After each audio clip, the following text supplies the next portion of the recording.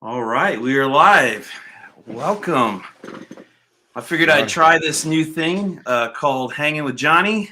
And of course, got my good friend Chris Albrecht here. It's my very first guest. One of the reasons why I even do a YouTube channel is because I was a guest on your show, Talking Mopars. So it's kind of crazy how it comes full circle. We'll see how this goes. And but I've been talking about doing this for a long time, and we finally just jumped in and we're going for it. So if you guys don't know who Chris Albrecht is, he is the host to Talking Mopars. Definitely go check that out.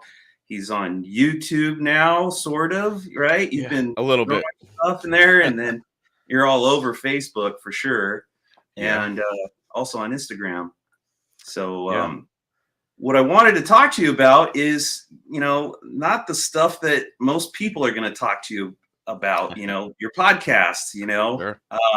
what I wanted to talk about was sort of philosophical Mopar stuff. And the big thing that I wanted to talk to you about, which I think we all kind of go through this struggle from time to time where we think about it, you actually did it, you made the leap, and that's completely pivoting. So you've had this bitchin' D100 bag truck that looked badass. Yeah. And then you had a Dodge Dart. It was a 69, right? Yep. And you were, I believe your dad had one, and that was kind of like a reach to your past or your childhood or your roots and stuff. And you had all these big plans for both of them. And then all of a sudden you came to a point and you decided you're going to go in a completely new direction. So why don't you talk about it, take it from there, and like what made you, at what point did you reach that fork in the road and say, I'm not going to go down this path, I'm going to completely switch, and what kind of emotional turmoil did you have to go through to let go, The problem with me, Johnny, is that I always stack too much on my plate. And before, like, I had been so, to make things short, with the Dart, my dad had a 69 Dodge Dart, and I have been wanting a Mopar for a long, long time. And I was finally in a position in life where I had a little bit of cash, and I was like, now's the time to make the move. I didn't have a garage yet, but I had a fence that opened up to the backyard, and I was like, that'll be good enough for now. Yeah. So I ended up, when when I get a lot of money in my pocket, and I say a lot, and it was like $2,000. Actually, it was 1,500. I had $1,500 burning a hole in my pocket, dude. Yeah, I know And that I feeling. was, and at the time, you could still get A bodies for $1,500. Yeah. So I was looking around. I saw this 75 or 76 Duster for like $700 or $800. I went and looked at How it. The long thing was ago like, was this? this would have been 2015. So this was Okay. like, let me make sure that timeline is right. I believe that's right, because I had either just started the Mopar Hunter, or I was getting ready to, and I was like at that point where I was like, I want to do something fun. But Yeah. I looked at the Duster, it was a pile, and my buddy came to look at it with me, and we were driving away, and I was kind of bummed out because I was really looking forward to a $700 Duster. I was like, I'll have $700 left over, Yeah. So I'm Yeah. like, on our way to dinner or whatever, I happened upon a 69 Dodge Dart on the side of the road, and I was like, oh my God, because my buddy, like, not even, gosh, it hadn't even been a mile before that. He's like, don't worry, dude. When the car comes, you'll know it's the right one. And the car, there's always another car. And I've learned that Right. myself. And there's a 69 Dodge Dart. And if anybody's ever seen the pictures of it, it was primered black with like the custom culture flames on it. The guy must have Yeah. been a fan of Ratfink or something. Yeah. There's a Ratfink sticker on it. And so pulled the truck over, got out, looked at it. And as I'm walking up to it, I see that it was the same color, F8 green, that my dad's was. And it was a 69. So I was like, wow. And after realizing it wasn't my dad's, I still wanted it. $1,500 in the window. Called the guy, said, I'll buy it right now. So Wow. that's kind of the 2-second story of the Dart. So Yeah. I got that car, and I just started every amount of spare money I had went to buying parts for it. and I had these big goals, and I don't know what I was thinking. Instead of doing everything a little bit at a time, I was just buying whatever I thought, whatever money I had, I'd be like, okay, what can I buy with this amount? Yeah. And it Yeah. was a horrible. If I could do it all over again, I would have approached it completely differently. Okay. But I got that thing, So you and were the squirrel. You were the squirrel, just stuffing the cheeks full of parts and stuff, right? my cheeks were full. Let me put it this way. When I sold it, I had calculated, after looking at everything that I bought for it, I was actually sticker shocked that, not including the $1,500 in the car, I had roughly $10,000 that I had spent on random Wow. parts that I hadn't even put on the car. I had parts everywhere. And Wow. and you're not talking about anything special either. Because I Yeah. sat and I looked at it, and I looked at the list, and I was like, I still don't have enough to get this thing on the road. Yeah. So the same year, I ended up going to the Good Guys show, and anybody that has followed my podcast or listened to it knows that that's where I saw the Mr. Norm tin grill, and fell in love with the prospect of tin grill trucks being amazing Mopar projects that you can still get reasonably cheap. Yeah. And with the C10 movement getting all crazy, and everybody and the prices of C10s going up, I was like, I think Dodge trucks are going to be on the way there. Ran into the Tin Grill Dodge truck page on Facebook, which was bigger than I could have ever imagined. I was like, wow, there's a huge following for these trucks. And I was instantly smitten. I loved them, but I had never, when I thought of a Mopar, for some reason, I never really considered the truck as a viable muscle vehicle. You know what I mean? Right. I was more like, I had big dreams, like, oh, give me a Challenger, give me a Charger, something like that. And then once that $1,500 didn't go very far in that world, I'll tell you that. I'll buy you an emblem these days. Yeah, but I'm not kidding when I say that I saw that truck, and my whole outlook on the Mopar scene changed, and I was like, man, these trucks can be awesome project hot rods.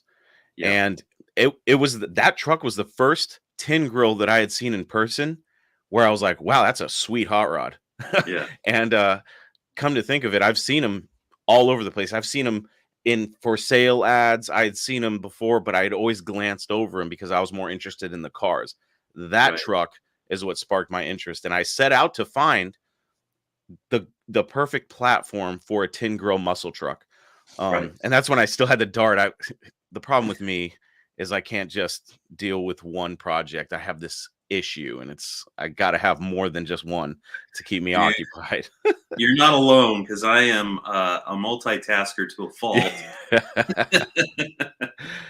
Yeah, it's bad. It's probably my biggest fault that I think I need to go see the doctor and say, hey, like, I think I got ADD or something, because I can't just focus on one thing. Right.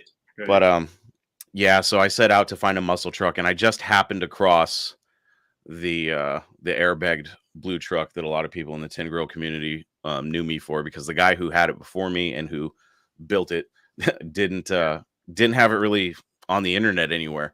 And it was a really cool truck. I really wasn't looking for something bagged, but that's just kind of how it went. It had a slant 6 in it, and I was like, oh, I'm gonna yank that out. And I had all sorts of dreams. And to make an already long story a little bit shorter, I started the podcast, and this was several years in the making, from 2015 to 2019. So within that 4 years, I hadn't gotten it. I mean, I had done a little bit of work on each one, a little bit, but I got so obsessed with the podcast because at first I didn't think it was completely viable for something that could potentially get as big as it has gotten, and the potential to possibly turn it into some sort of relatively good side hustle, maybe someday a career. You never know.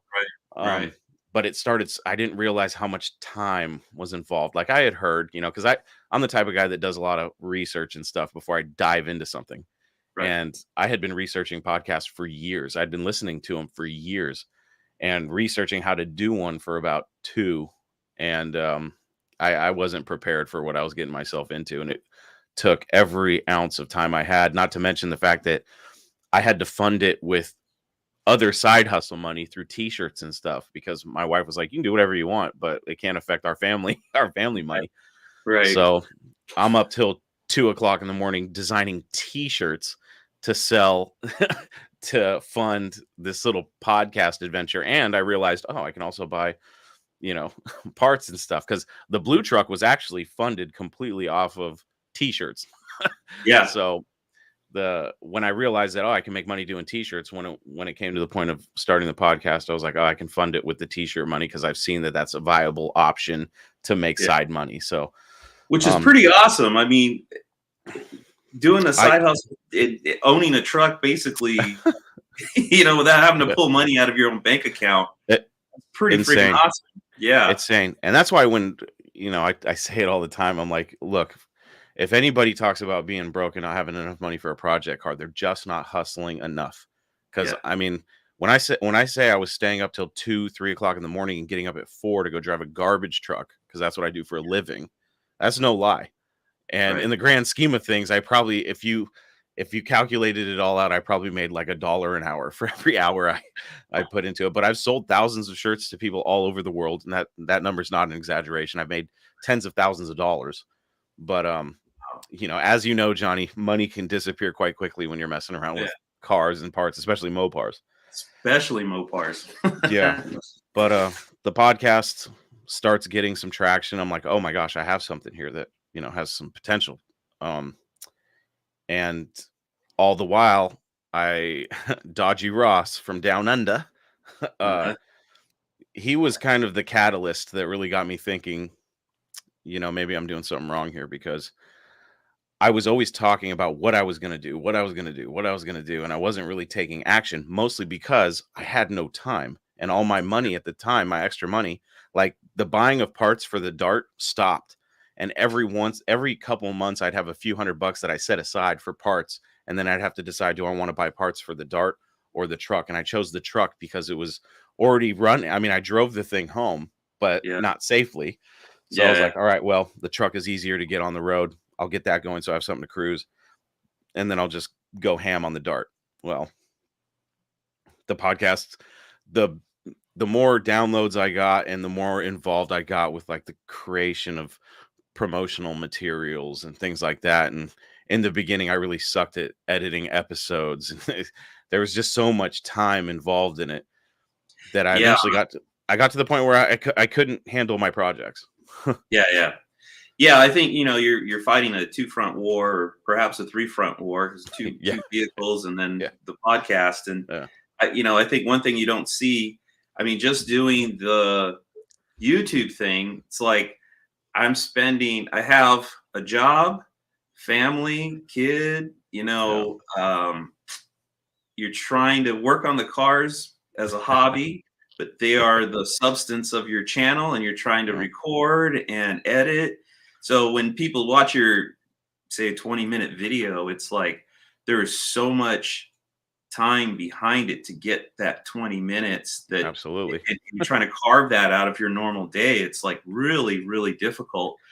And I mean, something as big as Talking Mopar, I mean, it's one thing to do, I think, a YouTube channel and kind of just record what you're doing.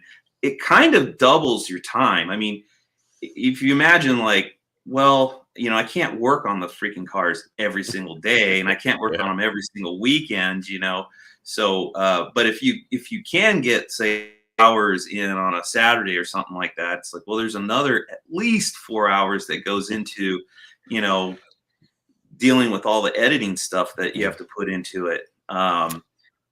You get quicker as you go, but it does suck a lot of time. And I think Talking Mopars would be just even worse, because I don't know. I think from what I can see in your channel, you've just kind of gone all in on it, and it shows, and the show's a successful show. And I don't know that you could have where you are now if you hadn't gone all in, Yeah, there was sacrifices I had to make for sure. And what a lot of people don't know is when I started the podcast in November of 2019, my daughter was just born in June. I had gotten into a car accident. So I had physical therapy, chiropractor. I had all these appointments. Plus I had to spend time with my newborn child. Full and then plate. And in the fall of that year, I decided, hey, maybe I'll start a podcast while I had 2 projects in the garage. So like Yeah. there's a lot of stuff behind the scenes that people don't know. And I Sure. really, I kind of glossed over it a few times because the podcast is about Mopars, not about my personal life. Sure. But Sure. every once in a while, I like to give people a little glimpse into what's going on because I am a real person. I'm Yeah. not a celebrity. I'm just an average Joe, just like everybody else. I just decided to turn on a microphone, Yet. and yeah. Yeah. Yet, no, Yet. but in the beginning, editing a 20 or 30-minute podcast took me hours because I'm kind of a perfectionist and I had to learn to just let it go. Yeah. And it cracks me up when I get criticized online by trolls when they're like, "Oh, you need better equipment. Oh, you suck at camera videography and stuff." Yeah. And at first I used to take it really personally because they had no idea what goes into content creation. Yeah. And the guys that they're talking about that they would rather watch have millions of followers or subscribers, and they make a lot more money than I do. Yeah. Um, so I had to stop listening to them and kind of just realize, hey, I'm doing everything on a phone, and I've Right. gotten it this big mostly off of a phone. So I don't take it as Well, personally anymore. It's just no, like, and I think, I think if anybody's watching this video that is thinking about doing a YouTube channel or podcast or anything like that, I mean, honestly, I always try to look at this stuff from not the typical way people look at it. And, it's yeah, very easy to have your feelings hurt and be offended by what somebody says. But on the flip side, if you think about that, it's like if they're trying to hold you to such a high standard, to your peers that have big budgets, have crews that help them, people that edit yeah, them and stuff like that. What they're really saying is that they're looking at you on that level. They're not like yeah, comparing you to these little, Jonny Mopar channel on YouTube, and they're like, well, it's like that's way down here. They're holding you to this high standard up here, and there's something they're seeing, and I think they're seeing that you're on that level. And what they don't understand, obviously, is that that takes time, it takes mm, money, yeah, resources to build yourself up to be able to have like equipment or mm. staff to help you edit That's a video, big thing. stuff like that. Yeah. Yeah. So, That's but why, to be honest, that's why I leveraged live video because I was like, I don't have to edit it as much because I prefer authenticity and raw yeah, stuff. Now, when I take the live stream videos, I don't edit them, but when I throw them into the podcast, just audio, I'll go through and I'll clean up the audio a little bit. But I have a hard out at like 15 to 20 minutes of just getting everything buttoned up, putting a couple ads in there, and just getting the intro and outros and then just sending it. And it's streamlined everything, and I still don't have time for anything. So yeah, it's like, what to do. yeah. So you've got Talking Mopars full bore, you got a newborn, you've got a wife, you got work, and you got two projects in the garage. And the day comes, you wake up one day and you're like, what was that epiphany? I had a lot of people telling me, because I had mentioned it a couple times, but Yeah. to my friends, you were one of them, Yep. and a lot of people were telling me, "Oh, don't get rid of it; you'll regret it." Yeah. And there was just Dodgy Ross, that guy. If I can shake that man's hand, because I the think the that's him in the it is him. It is yeah. him. I don't want to acknowledge him. I don't want to give him that kind of credit. No, Dodgy Ross, thank you, dude. Because he pushed me over I was on the edge, and he sent Yeah. me this scathing letter, this email, and just berating me. And I didn't really. It's hard not to take something like that personally, but I had to step back and go, what is he really trying to say here? Because some Yeah. people they don't know how to communicate in a way other than through their own personality, which is fine. You just Right. have to understand how they communicate, and I understand. So I was like, okay, he's saying that I talk about my projects all the time, which I do, but Yeah. that I don't get them done. I don't do anything to them. And he was absolutely right. And I realized I sat down and I was like, I have way too much on my plate. I have to, uh, and I lost motivation. Once the podcast started, honestly, I lost motivation for those particular projects because I was thinking to myself, I could put all my time into those. Where are they going to get me in relation to this Right. podcast? May have some feet here, there's some legs, So I Right. was like, what if I sold them both and got one car or truck, as it happened to be, that would get me not only it would not only be a promotional vehicle for the podcast, but it would be running and driving something that I could at least enjoy and get out and go to shows and events and stuff, because I didn't have either of those things with my other projects. So that's what I set out to do. But that was before I even made a move on the Mr. Norm truck. So I decided I'm going to put them up for sale, and I'm going to see if anybody gives me what I want for them. And I priced them accordingly so that I would at least break even. Mm-hmm. What I didn't realize was that when I added everything up, I was like, okay, these are kind of astronomical prices. So I can't, because I had the Dart listed with all the parts, and I was like, nobody's going to pay me that kind of money for this Dart shell and all these parts. So I was like, all right, I'm going to have to part everything. So I parted the car. I left it as the shell, but I took everything that I possibly put into it, or all the parts, and I basically sold everything individually. I got more than I paid for the Dart, which I priced it a little high, hoping to negotiate, but I made some money on that, which allowed me to let a couple other things go and not feel the hurt too bad. I think the biggest loss I took on any parts was that damn 6-pack fiberglass hood that I had shipped from Florida.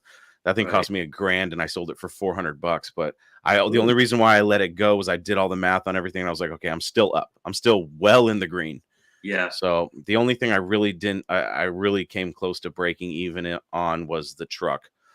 But I kept some of the parts that I had because I figured I'd get another tin grill down the line.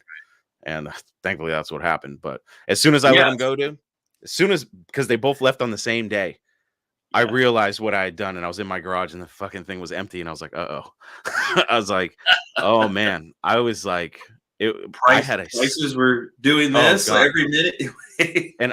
And it's crazy because I'm the type of person that even when I have no money, I'm looking at cars for sale and stuff. And now I have a stack of cash. So I am throwing, I have 38 fishing poles, and I'm throwing lures out to see what I can catch. And I'm not catching shit.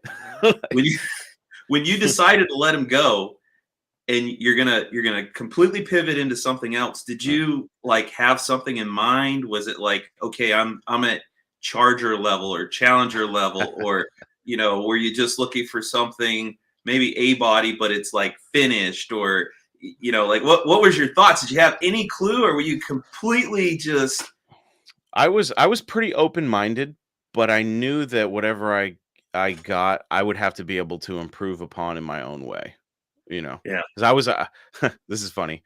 As soon as I started looking again, like, of course, I'd check to see if there are any Chargers and stuff. I knew I couldn't afford one. I didn't have that much money. That wasn't a total basket case, and I didn't want that. That's what I was trying to avoid. Right. So what do? I immediately start looking at other tin grills, and I'm like, why did I just sell mine? But I had lost the passion for it, and I knew it was dead when I could not finish the little projects I was starting, like the wiring harness. I did the engine. I had no desire to finish the cab or the taillights. And it sounds horrible. Like when I talk about it now, I'm like, God, you lazy pieces. And I'm glad I did, because both of those vehicles taught me a valuable lesson. That's to think things through before you pull out that cash and spend a bunch of money on a bunch of parts. If I had just been more strategic, the Dart could have been on the road really quick, or at least running and yard driving. But I blew it. I wanted the fancy Kraggers. I wanted the 6-pack hood. Like, you ain't even got an engine in it. You don't even need a hood. Like, what are you doing? Yeah. So looking back, I learned a lot of lessons.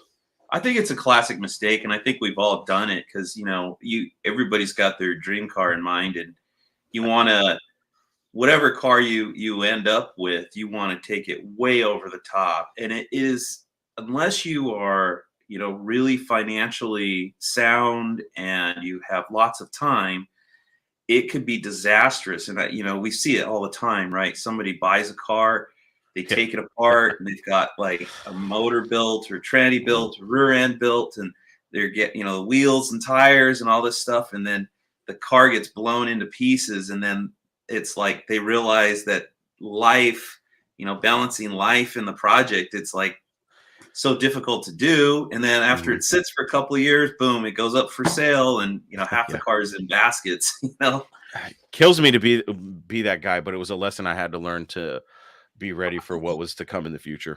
Yeah, you have to go through it.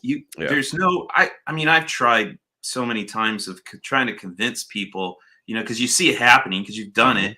you Yeah. see them doing it and you're like, don't do it. Don't take it apart. Whatever you do, don't take it apart. Leave it running, driving, change one part at a time. Mm-hmm. And they can't do it. They got to make the mistake on their own, and they go through it.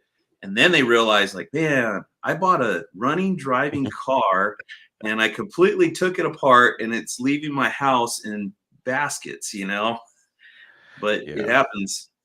It definitely does. And we've had conversations before where you've had to talk me off a ledge, and Blake's had to talk me off a ledge, and Matt has encouraged me to jump off that ledge with both feet. I love all those guys. You guys are all fun.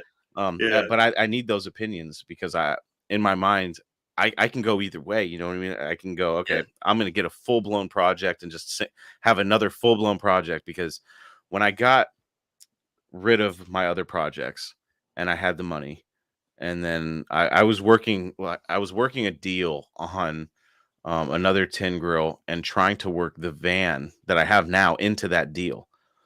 Okay. And before I, verbally shook the guy's hand, who happens to be my friend, his name's Dustin. Before I verbally shook his hand, I had this epiphany, and I was like, oh my God, the Mr. Norm truck. I always said when I had the money, I would do everything I could in my power to buy that truck. And it dawned on me. I was like, why didn't I think about that before? I was like, it's not only is it going to completely erase the regret of getting rid of the blue truck, because that truck is not, even when I had that thing, and I talked to Murray when Murray still had the Mr. Norm tribute truck, because he's the one who envisioned it and created that vision. Right. He told me that my truck was so cool. Oh, my truck's nothing compared to yours. And I'm like, dude, are you out of your mind? I was like, I would burn this thing to the ground just to have yours. And when I had that epiphany, I was like, Dustin, let me get back to you on all this. So I tracked down, everybody knows the story. I tracked down the tin grill in Canada, spent quite a bit of money on it and got it here. But it was a price that I was willing to pay for what is literally my dream truck. Like, I've never seen another tin grill that has, like, even sometimes I get the inclination when I see some prices, I'm like, gosh, I could probably sell that thing for like 20 grand, and then I hear people like, oh, 20 grand's nothing. But I'm like, considering it, or I have considered it. And then I see it I look at it, or I start it up and I get in it and I cruise it and I see the reactions I get from people and just the feeling that I have driving it. And I'm like, I would regret this one. This one's got to stick around. I got to see it out to the end. I got to do everything that I had planned to do to it and then go, okay, do I still love it as much? Right. So I swore to myself, unless somebody came to me with a crazy amount of money, which I don't expect. It's going to stay around until I can get the Hemi in it and do everything else I wanted to do. That'll make me feel good. Put your stink on it. Yeah, that'll make me feel good about going, okay, I think I'm done with this one. It's time to move on. But I got the van, the deal that I was working on before I got Mr. Norm. I got the van out of that instead. I just got the van. And my buddy ended up with the other truck. So the tin grill's in another set of good hands. So that's cool. So I got the van out of the deal and I got the Mr. Norm truck, but Johnny, I still wanted something. I happened to do a little video on that stupid Shelby Charger, and I say stupid. I love that thing because it made me so much money. But it gave me enough money to go, okay, not only do I have some money to set aside for the travel for this year, but I will have, when I budgeted it, when I sat down and budgeted it, I was like, I have enough to go do dart round number 2. Not getting another dart, but I had enough money where I'm like, okay, this is like the dart all over again. Except for now I have a little bit of experience. And I need to get a car that's reasonably complete, that doesn't need too much to get running. Because I was looking at cars once again. I was looking at shells. I was looking at cars that needed so much metal work that it would be years probably before I ever got to get that thing on the road. And then my buddy, I'm going to save a lot of the story for later on. Okay. I'm going to release all the information to the people on my exclusive stuff, but I'll give you guys some inside baseball. I have a buddy who's been posting this car that I've been interested in, but it's not the most desirable year of that particular car. But they've kind of grown on me over the past couple of years, and I respect them more than I did before, just because my dream Mopars are so out of my league right now that it's almost pointless for me to sit and, because I tried with the money I have, I was like, and I was looking at the cars available at my disposal, and I was like, I can't. It's going to be another Dart, but worse, you know. And Well, not to mention, I was smart and I looked up metal. I was like, okay, if I get these cars and they need all this metal, let's see what's out there right now. There's a shortage of a lot of metal. So I was like, oh, thank God. I would have been sitting on it forever, you know? Yeah. Well, I think, you know, when you go through this and look, you go through those rounds, like buying the car, taking it apart, having all these grandiose ideas. Then you get onto the second car, because typical people will sell that off, and then after a while, you know, life settles down a little bit, maybe the kids grow a little bit, and it's like they want to revisit it and they go buy another one, you know. And then you go, well, I don't want to do what I did last time, so you kind of change it up a little bit.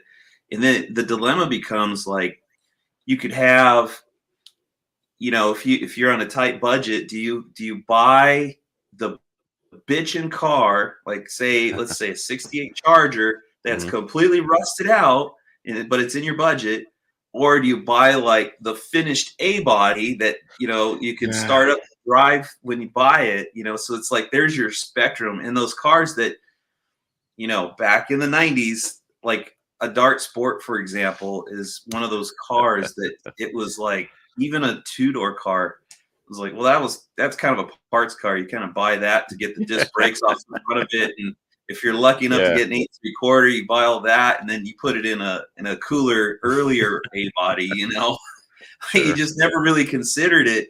But nowadays, you look at them, and when you see them, and especially if they're fixed up or they're survivors, you're like, you start to see, oh, they're actually pretty cool little cars, you know, and so.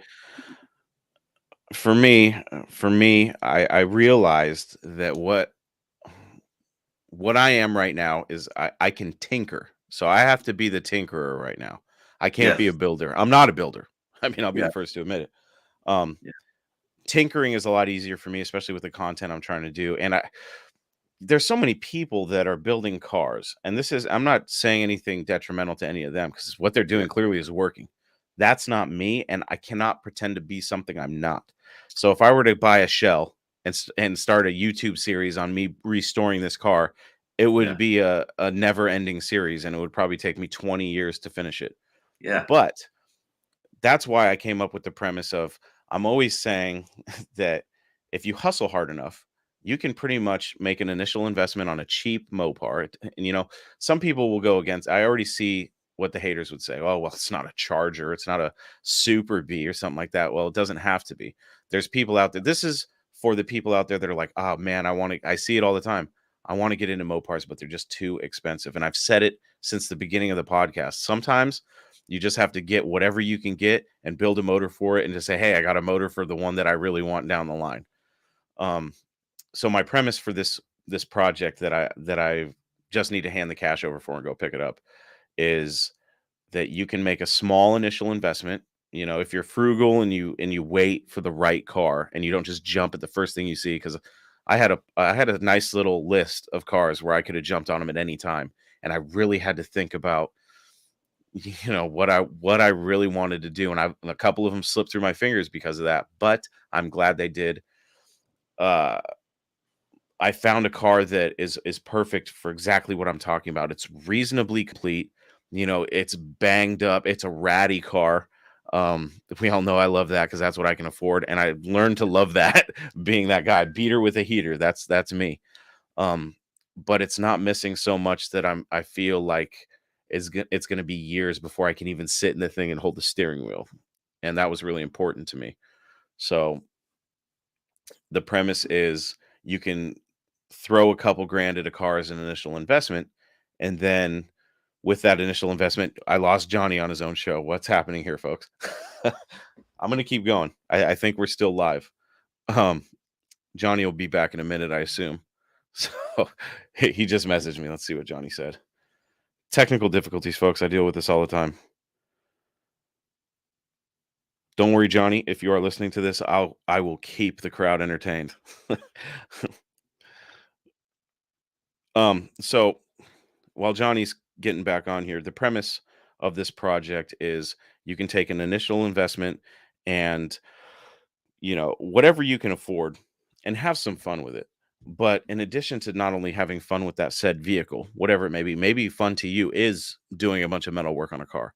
For me, I needed a car that I knew wasn't running, but that I could get in running condition reasonably quick for reasonably cheap. So I came up with the idea of, can I get a Mopar that is not running, that needs some work on the road and bitching for less than $10,000? Johnny's back. I'm surprised you're still on. That's pretty awesome that it stayed going. Yeah, I don't know what happened, but the show must go on. I don't know if you caught any of that, but I was basically saying that the premise of this project for me, and it could be different for somebody else, but my premise is I can get a Mopar that is in non-running condition that needs a little bit of work and a little bit of love to get back on the road. But I can have a Mopar for less than $10,000 and have a lot of fun with it. And after the initial investment, start promoting the project on social media. And I think what I'm going to do can be applied to somebody who is just starting to. But the thing that people have to understand is it takes time to build a social media channel or page to get monetized. But what I'm saying with this is that in time, if you're willing to put in that time and you create that content, the vehicle will pay for itself, probably before the project's even done, if you're smart about it. It took me 6 years to get where I am now, and I'm not really that far. Yeah. But I have 6 years of knowledge that I'm going to try sharing on my supporters' exclusive content, because I feel like, you have to understand what I do for a living. I sit in a truck all day for, 10 to 12, 13 hours a day.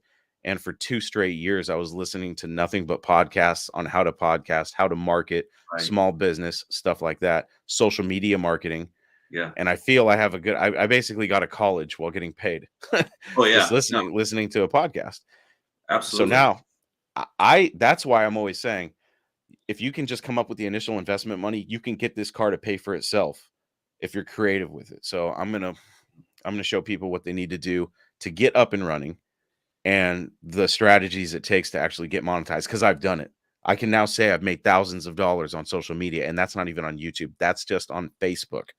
Right. So with that knowledge, I hope people want to learn, because I would love to teach people how to become content creators, because it's not as hard as people think, but it's also not as easy as some people think. It's definitely not as easy. And I could tell you, speaking from experience, when you're starting off, there's what you don't realize when you're starting is that you don't know jack shit, and you think you do, you think you know what makes sense, you think you have an idea of what works and what doesn't work.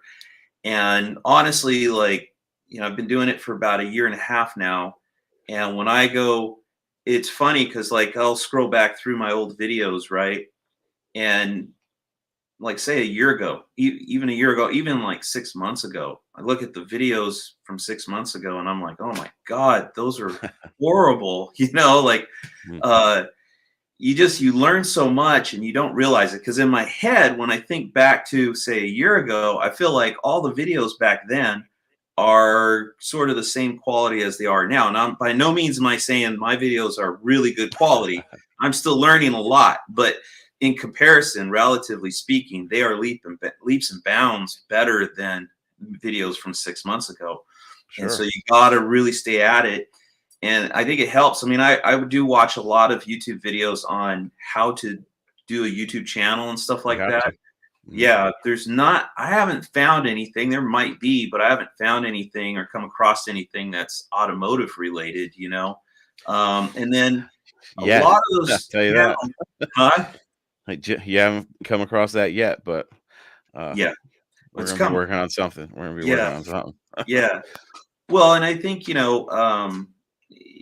a lot of those channels that are promoting the, say, YouTube channels and stuff like that, it's kind of hard to imagine because they aren't automotive related. And most of them, they want to sell the best you know, it's like, dude, you can make millions of dollars doing this stuff, right? And people are, but it's like, I am so far from making any money. I still haven't made a freaking penny off of doing any of this stuff, you know?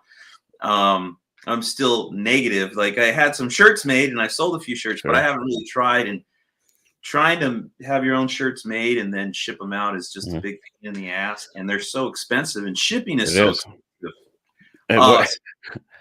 Speaking of which, Ross wanted to buy a shirt. He's in Australia, right? Or Australia.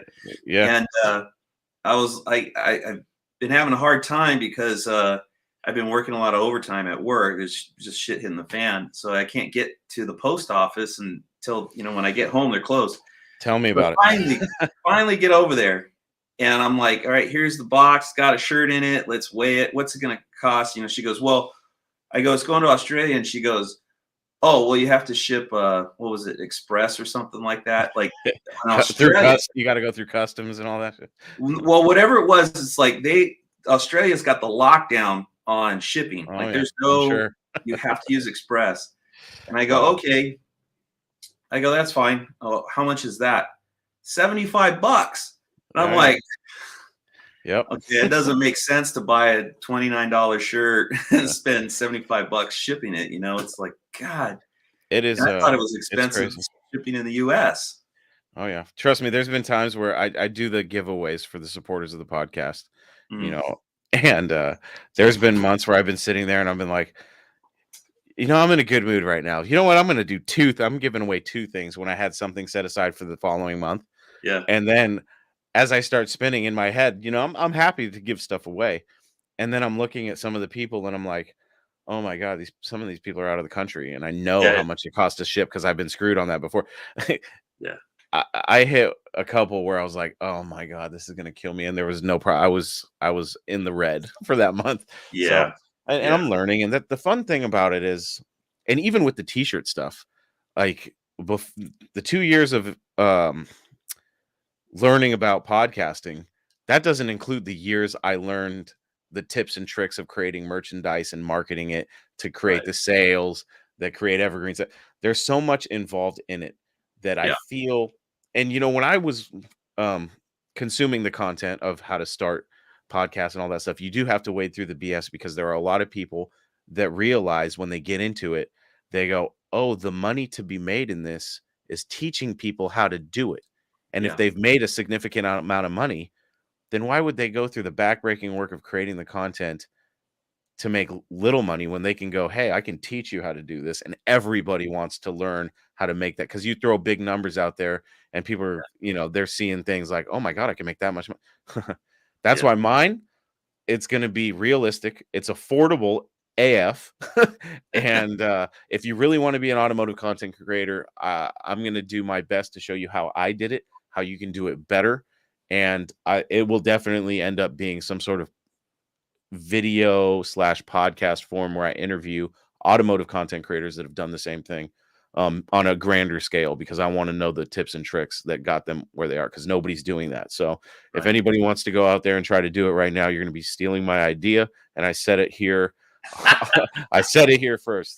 But I the amount of hours I've put into just learning is that's why I can tell people whatever I want to do. And these guys that are creating this amazing content in the automotive space already, they've got other stuff that's making them money. To do this would be a huge undertaking. They're not, and they wouldn't make any money. Well, I'm small enough where I can and help people. Because for me, like, the more content creators in the Mopar scene there are, the more people I'll be able to have on my regular podcast. So it's a win-win situation for me anyway. And I love talking about it, as you can see. And I love seeing other people succeed. It's awesome. Well, and I feel like, you know, I've got a pretty good group of friends in the YouTube realm, and it feels like we're all kind of close to the same level. Now, there's obviously, like, some of the guys are 2 or 3 times bigger than me. Some of the guys are, you know, 3 times smaller than me. But we're all, that's fairly close to each other. And it feels like we all started around the same time. We're all learning about at the same pace, and our progression is and our growth is about the same. I mean, it's like I watched just Mopar Joe, and he might be like 2,000 subs, and then it's like and I'm 500, and then I double to 1,000. Well, his 2,000 turns into 4,000. So it's like there's always this doubling that where he'll always outpace me basically. But it's it'll be interesting to see where we're all at, like who survives in 5 years, where we're all at in 5 years, and how much we've learned in 5 years, how much better our videos are. And those guys that have been on the channel, doing YouTube for a while, that are big channels, they've been doing it for a lot longer. They're big because they've been doing it for a lot longer. They figured something out. I think we eventually all get that stuff, but it'll definitely help if we had, somebody that's done something before. It'd be nice, even, like if I can get to the point where I'm selling t-shirts and I could just bring in just a little bit of money that would kind of help sustain some of the cost and maybe allow me to buy better equipment and stuff like that. Like there's so much stuff, software or apps or, or physical equipment like mics and stuff like that I would love to buy. But, I keep looking at it. It's like, I just can't justify dropping $200-300 on something that doesn't make me any money. I'd rather buy a car part. Absolutely. I couldn't agree more. There's the thing with it is when you look at the content creators that teach you how to make content, they have their methods, but I never see them too often talk about the different types of methods there are, because there's the type of guy like yourself who's like, I can't justify spending that much money, and you don't have to, dude. You're making amazing content with what you have. And part of the fun, I don't know if maybe some people in the chat can chime in, but part of the fun for me when I watch videos or when I discover somebody is when they're starting at the ground level and I manage to catch them in the beginning, because watching that growth is so much fun and seeing them succeed. I've had people reach out to me, and I'd never share this kind of stuff because it's more personal, but I'll share a little bit of it here. I've gotten a couple messages that were really like, they're moving because it's like from the heart and stuff. And they're like, look, man, I've been following you since the beginning, and watching you grow and what you've done is amazing and it's motivating. And to hear that, like, somebody's been watching or listening since the beginning, and they've watched the development. Like, I remember when you were the Mopar Hunter, just posting Craigslist ads or taking just pictures off the internet and creating collages, just putting your little facebook.com/the Mopar Hunter on there. Like, and I remember, and it's funny because it feels like it's been so long now. Yeah. And when people say that, I'm like, wow, I guess I have been doing this for a minute, and it has evolved into what it is now. And this guy's been following me since the beginning. That to me, because I know exactly how they feel. Only I've never reached out to the people that I've been following since the beginning. So like, kudos to them for actually willing to, say something, because that is so motivating for me when I hear that, because I'm like, well, okay, people do care. And that's what helps power the show a lot is, because in the beginning I was like, who's going to listen to this? My friends, maybe a couple members of my family, and then I need you to sub, man. But when I started getting, I'm so glad I opened it up to listener stories, because when I started seeing them roll in, I was like, oh, people are listening to this show. Yeah. That's how I got introduced to Matt. He submitted a story. I remember it. Yeah. Actually, a lot of my close friends in the Mopar world were somehow involved in the show, or we already knew each other on social media in some way, shape, or form.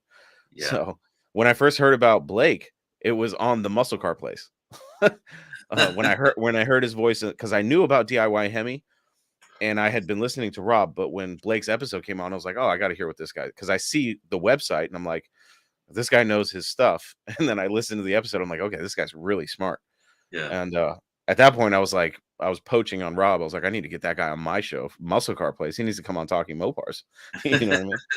And then you and I were already buddies. So when I got the podcast going, I was like, all right, well, you're definitely gonna have to come on the show. Just let me get things rolling first, because I don't know. But it's been a ton of fun, and it has afforded me some of the funnest adventures I've ever had in my life. and some opportunities that I'm so excited to try out and just see where it takes me. Yeah. And that's just in my spare time, because I don't do this for a living. If I did, I'd have some better Mopars probably if it paid me good. Yeah. But I try to keep it humble, and if it doesn't amount to much more than just throwing some videos up there, like this is it, maybe this is as high as I go, mm, it's okay. I'm working on the cars anyway, so I try to stay well grounded. I don't want to get sure. too grandiose, but at the same time, like when we went to Duct Tape Drags and Vice Grip's garage, Derek from Vice Grip's garage was there. It's like seeing his rig, his trailer, and then the truck. It's like this guy's doing this for a living now, and I don't know that I could ever be that big, but um, it's kind of tantalizing to think that, man, if I can, instead of going to work for some other company that making them money, if I can spend my whole day, if I can make enough money just to make what I'm making now for a living, and spent, my getting up and going to work is walking out to the shop or the garage to spin some wrenches, I think would be freaking awesome. And I think it would make the channel, way better than it is now, because you could spend so much more time doing it. So those are the long-term, pie in the sky thoughts and ideas. And, whether it gets there or not, I don't know, but I'm willing to invest the time right now and see where it goes, see what it looks like a year from now. Is it getting bigger? Is it growing? Is it getting better, funner, whatever? And Absolutely. we'll see. It's content creation to me, the way I look at it, especially in the automotive community, because people will see guys like Derek, they'll see guys like Dylan McCool, Junkyard Diggs, and you could the list, Cletus, the list of successful content creators is, you could probably span the world with with all their names. Yeah. The key is it's like cooking. You and I can have the same recipe, but I promise you that those two dishes will taste different. Yeah. Now, if somebody was like, okay, whose food do I want to choose? If you go off the same recipe, then it's like, all right, well, which one of them spiced it up a little bit, or is it the same spaghetti that I had, 3 nights in a row? So I think what a lot of people fail to do is I think they look at these guys and they're like, okay, what are they doing? Will it run videos? Now, those videos can be successful, but I think a lot of people have been discouraged when they do a will it run video and they don't have 1 million subs in 2 days. Yeah. And that can be detrimental. So my advice to anybody is find your own niche. You know what I mean? Yeah. What I've learned, it's there's a lot more, there's a pie chart of, what people are, when people decide to follow somebody or follow a show or channel, there's a certain percentage of that, and it's actually a big slice of the pie is just your personality. It is. Like you were saying, people got to know you and they've been following you since the beginning. They like your personality, they like the things you talk about, your perspective on things, and it's like being loyal to a football team or something. It's like that's my team. I'm on team Talking Mopars, so we're gonna be there all the way to the end. And I think I had my friend. He was saying, he goes, he goes, how long do you think you can make videos, YouTube videos? And and I'm like, dude, I got a whole yard to last me a lifetime of content.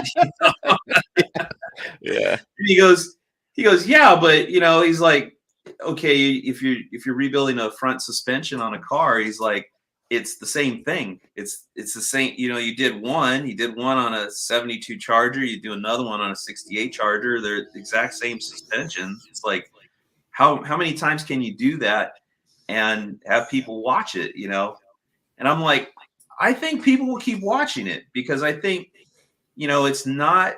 There's definitely people that are gonna look for the video from a technical standpoint, how to do this. and those guys are just coming in and, getting the knowledge and getting out. But people that follow your channel, I think they, they're just kind of wrapped up into your Mopar life. It's like, what's going on with the, an event that's coming up, what's going on with this particular car, where is it at, what does it need, oh, we got another car and you're going to do the suspension on that. Maybe they won't watch the whole video through, but they'll still pop in there and they'll watch some of it, so your personality is a big player. And it's funny. Absolutely. There's people those big channels, I've watched, and I'm like, I can't watch this guy. Like, I don't know what it is. It's like, there's just you jive with certain people, you know what I mean? Yeah, absolutely. How they talk or what they talk about. And then there's other people, it's like that. I just can't stand his voice. I'm sure there's people out there that hear my voice and they're like, I can't stand that guy. I can't watch him. And that's fine. Because I know the feeling. I watch some of these channels and I'm like, God, I can't. I don't know how they get so huge, but but they definitely got something going for them. But yeah, it's one of those things. Content creation is just, you have to experiment and see what works. Like for me, I always approached it as, I'm going to be my authentic self. If I say something you don't like, and Dodgy Ross and I got into it. I said some things that he didn't agree with.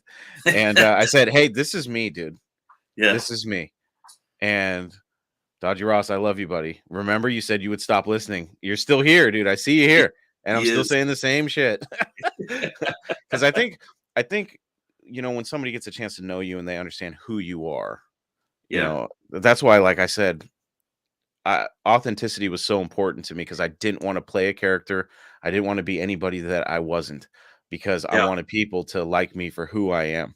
That's why I was really, in the beginning, I took it really personally when people would insult me or insult what I was doing or tell me the quality was crap, or now I get like, oh, the music you chose for that 30-second reel sucks, and I'm like, that's what you got me for? The music that I chose just because that was what Facebook wouldn't ding me for the copyright for, and I happen to like that song and you don't?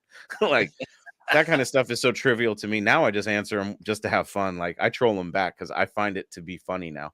But in the beginning, I took it really personally, because I'm being myself. So what you're telling me is you think I'm a PO.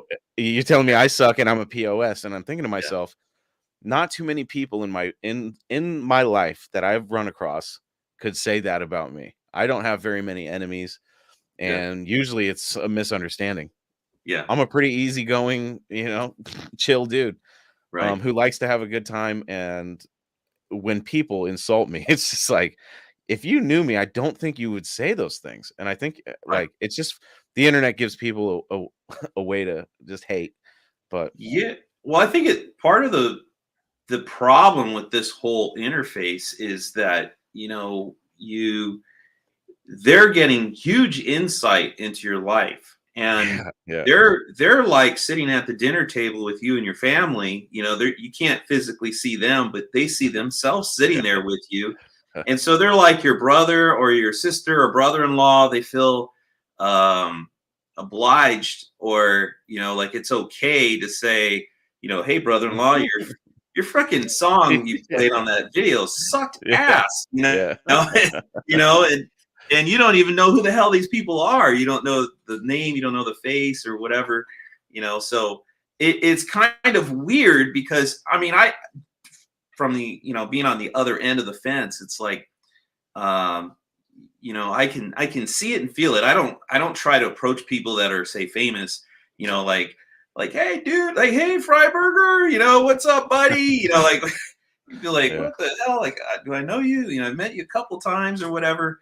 But I can feel like, I watch so much stuff from, say, Roadkill or Engine Masters and stuff like that. Like, I feel like I have a pretty good idea of his personality and stuff. And I imagine if under different circumstances, like if he was a neighbor, we'd probably be friends, and so you make that assumption and you make that leap. And then when you see him in real life, I could see how somebody would feel like, without kind of the context of, okay, you know everything about that person and their personality, and you're cool with everything they're about, but they don't know who you are. Like, they've never met you before. They don't watch your YouTube channel. You maybe don't even have a YouTube channel. It's like they have zero insight to you, and you're coming in there like you've been friends for the last 20 years, Yeah. So I think you're probably getting a little bit of that too with your channel, because some of it, yeah. It's like, man, I know this guy. What's funny is what's funny is the videos like that Shelby Charger, dude. I keep going back to it because the videos reached over 4 million people. And when you get over a couple thousand people, that's when you get into the, I don't have 1 million followers. These are people from all over. Some people hate Mopars. Some people don't even, but they're so quick to tell you everything they know about that car that's wrong. And they're so quick to criticize you. And it's like, this guy he's never listened. I guarantee you, most of the people that have ever really talked shit to me have never listened to one episode, a minute of an episode. They don't know who I am. They just saw a post and they look for one thing to hate on. Like, and this is my bad. Every once in a while I'll get somebody and they'll just spark something in me. And I'm like, oh, you're going to come at me with some hate, huh? And I'm a smart ass, but I always forget that context can't be translated through text. So if I'm responding to somebody in the comment section and I think it's funny and I think it's a witty response, I'm like, God, you could read that 100 different ways. I could sound like a pompous prick right now, because it's like, I'm always thinking, well, hey, hate on me all you want. You're just helping the algorithm. So thank you. Yeah. It's funny. It really is. On the flip side, I've had this happen to me before. It was just like a comment on Facebook. I posted a picture or something like that, and this guy made a comment, and he left a word out, which I'm like super guilty of doing when you're typing. I'm all thumbs. I spell shit wrong. I leave words out, stuff, right? And that word missing like changed the whole context of the statement. Right. And it came across as like he was being a total asshole, ripping me for something. And I don't know, I was in a bad mood or whatever it was. He hit that nerve, dude. And I just like laid into him. Right. And then he responded back and said, he was like, that's not how I meant it. I meant it like this. And it was completely the opposite. He was actually complimenting me, saying something nice. And I just went to feeling like, that big, like, God, what a fucking prick I am. I totally apologized to him, but after that happened, I told myself, you know what? It doesn't matter if there's a comment in there that rips on me, or, it could be they just typed it out wrong, or I'm not seeing the context that they meant to say it in. And I'm always going to assume that they have good intentions, even if they are bad. That's just my personal view on it. So yeah, man, the internet's just such a messed up place. But as bad as it is, I've met some of, like, you, Blake, and even people that listen to the show reached out to me. Dodgy Ross, I can't wait till the day I can afford to come to Australia, dude. We'll go out for some beers. I'll buy you a Foster's or whatever the fuck you guys drink down there. No. But like, I've met so many cool people and from so many different walks of life that all the hate I could possibly get is all drowned out by all the amazing people I've met. It's so much fun. And I just don't even, man, I just don't even know if I hadn't started the Mopar Hunter, if I hadn't started the podcast, I almost get depressed thinking that, man, I would have never met any of these people and I wouldn't be having so much friggin' fun. Yeah. So yeah, absolutely. I don't know. I lost my train of thought. I just hope that, like, the big point I want to get across with anybody that's even, and I'm really on this kick with talking about content creators, because the more content creators that are out there, the more fun stuff I get to watch, even though I don't have enough time to watch the stuff that I'd like to now. But well, I know the next star is out there. The next Yeah. stars out there, and they just need to turn record on and videotape themselves, be themselves, and I think you're going to see a lot of magic. Yeah. Well, what's kind of amazing now too is like I think about being a Mopar person. We were the redheaded stepchild in a lot of like say magazines back in the day, right? It was Sure. always geared around Chevrolets mostly, and Fords would come second, and then every now and then you get a token Mopar, and then in the 90s, you started to get some Mopar magazines. Like we got Mopar Muscle, High Performance Mopar, Mopar Action, who's still around. You got Collector's Guide, Mopar Collector's Guide. And it was like, finally, you have some avenues of information and stories and content, coming at you. And now you see the internet kind of killing those magazines, right? Two of those. Yeah.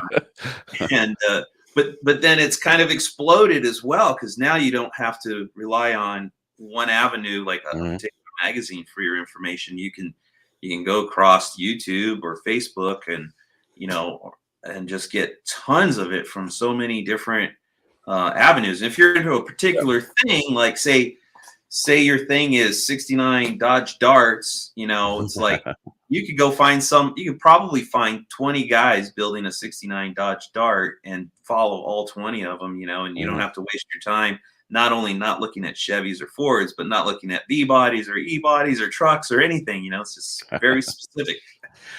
So it's a unique thing that's, a unique era that we live in.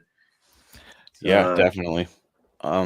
It's just, for me, I just have so much fun doing it. I get to talk to my friends, and there's just so many possibilities. And I had to find my niche. My niche was never going to be, watch me put this, I don't know, Hurst floor shifter in my 69 Dodge Dart. Like, that hasn't been done multiple times.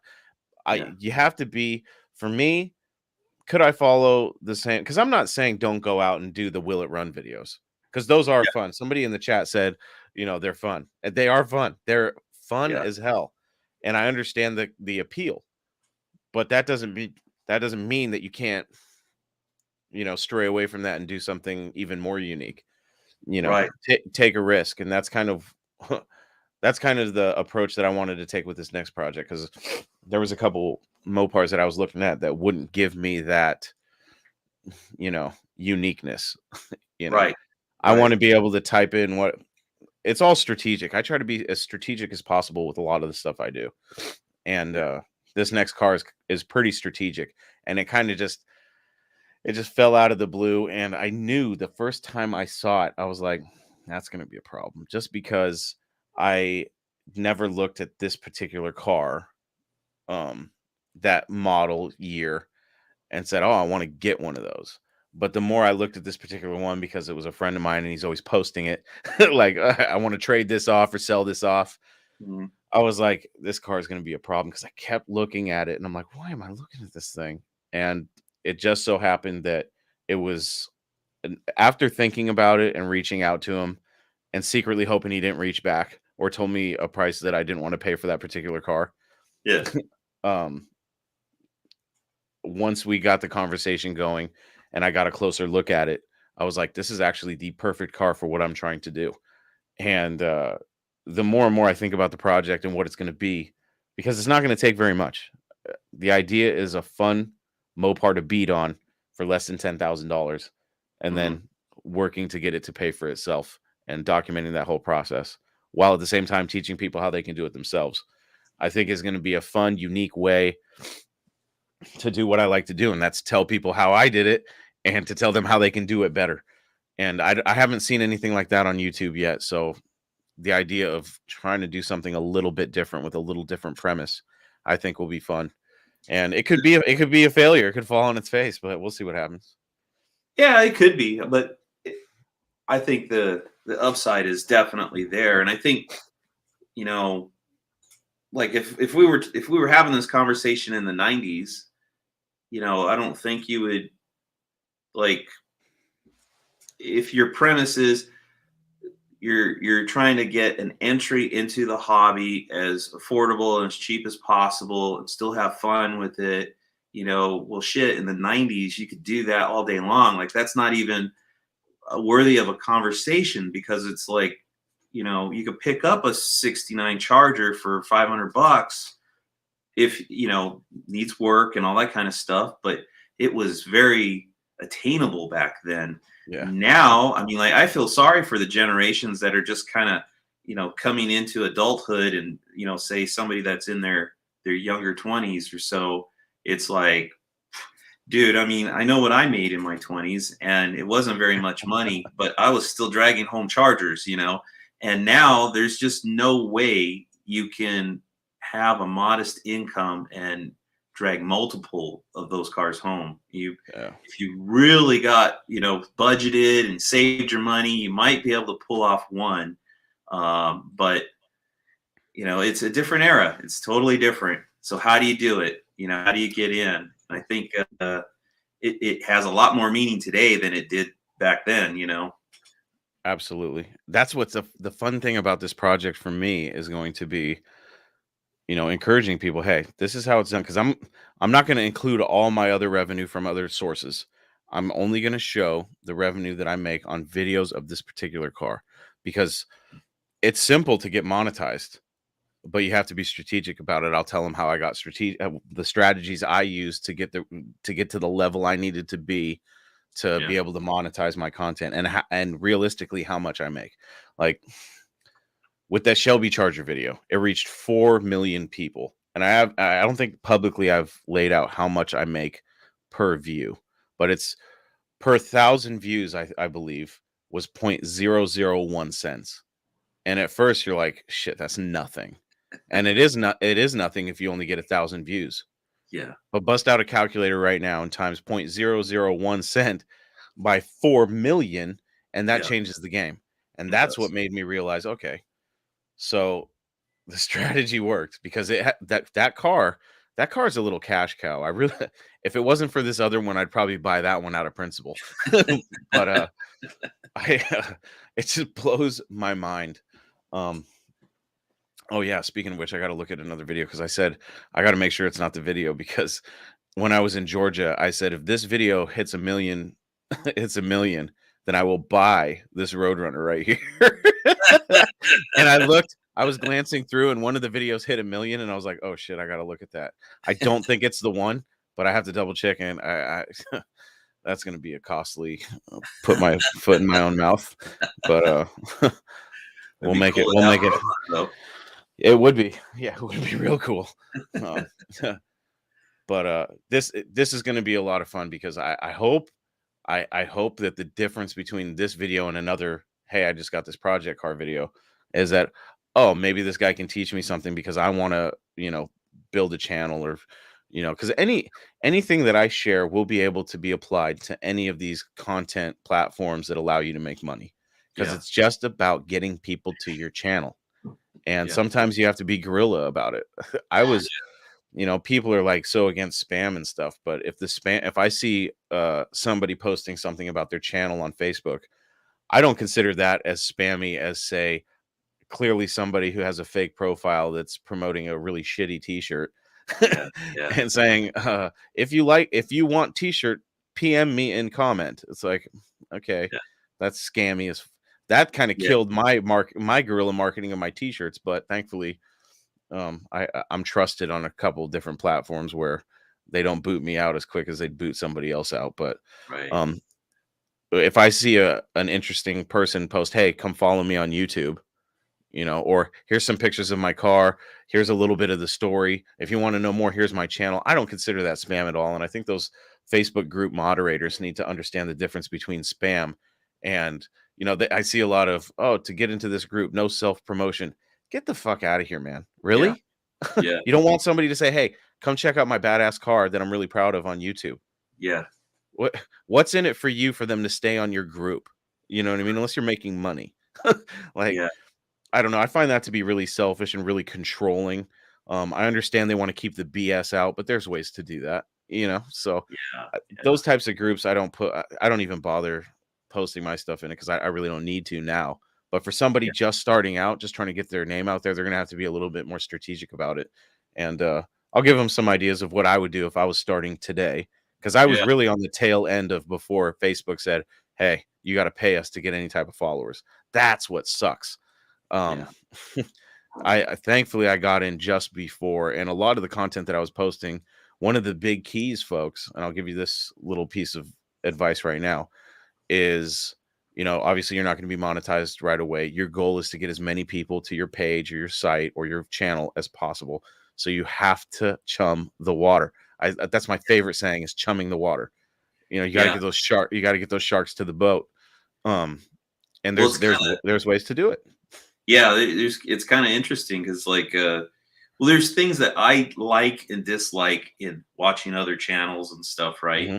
And you know, when you're trying to create, when you're starting off and you're trying to create YouTube videos, you want to stay true to yourself, and it's like, well, I don't want to make those crappy videos that I don't like, or Yeah, whatever. sure. Like for example, shorts, like on YouTube Shorts, like a minute long or less video, and it's taken me this long to get this far along to kind of look at it in a different light and go, because, and I'll be honest, when I first started out, I was trying to make like videos that were about 20 minutes, and I Mhm. know, at least back then, I think your video had to be about 11 or 12 minutes to have commercials put into them, right?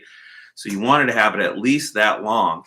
And when you don't know what you're doing, and you're just, you're kind of just making videos, and you got all this space in there that nobody really wants to watch, and they're skipping along, it doesn't really help your video much, or your channel, and I think quantity, if you could put out a lot more shorter videos, I think it helps spread a little bit easier. It's easier to digest, maybe draw people into your channel if you can do some cool ones. And I can't say I've really implemented it much, but I Yeah. have done a few shorts with the Mhm. what's it worth stuff, which seem to be very engaging. Like people like putting what they think that part is worth in That's the the key, comment. Johnny. You just Huh? unlock the puzzle. You unlock the Yeah. puzzle. That is the Yeah. key.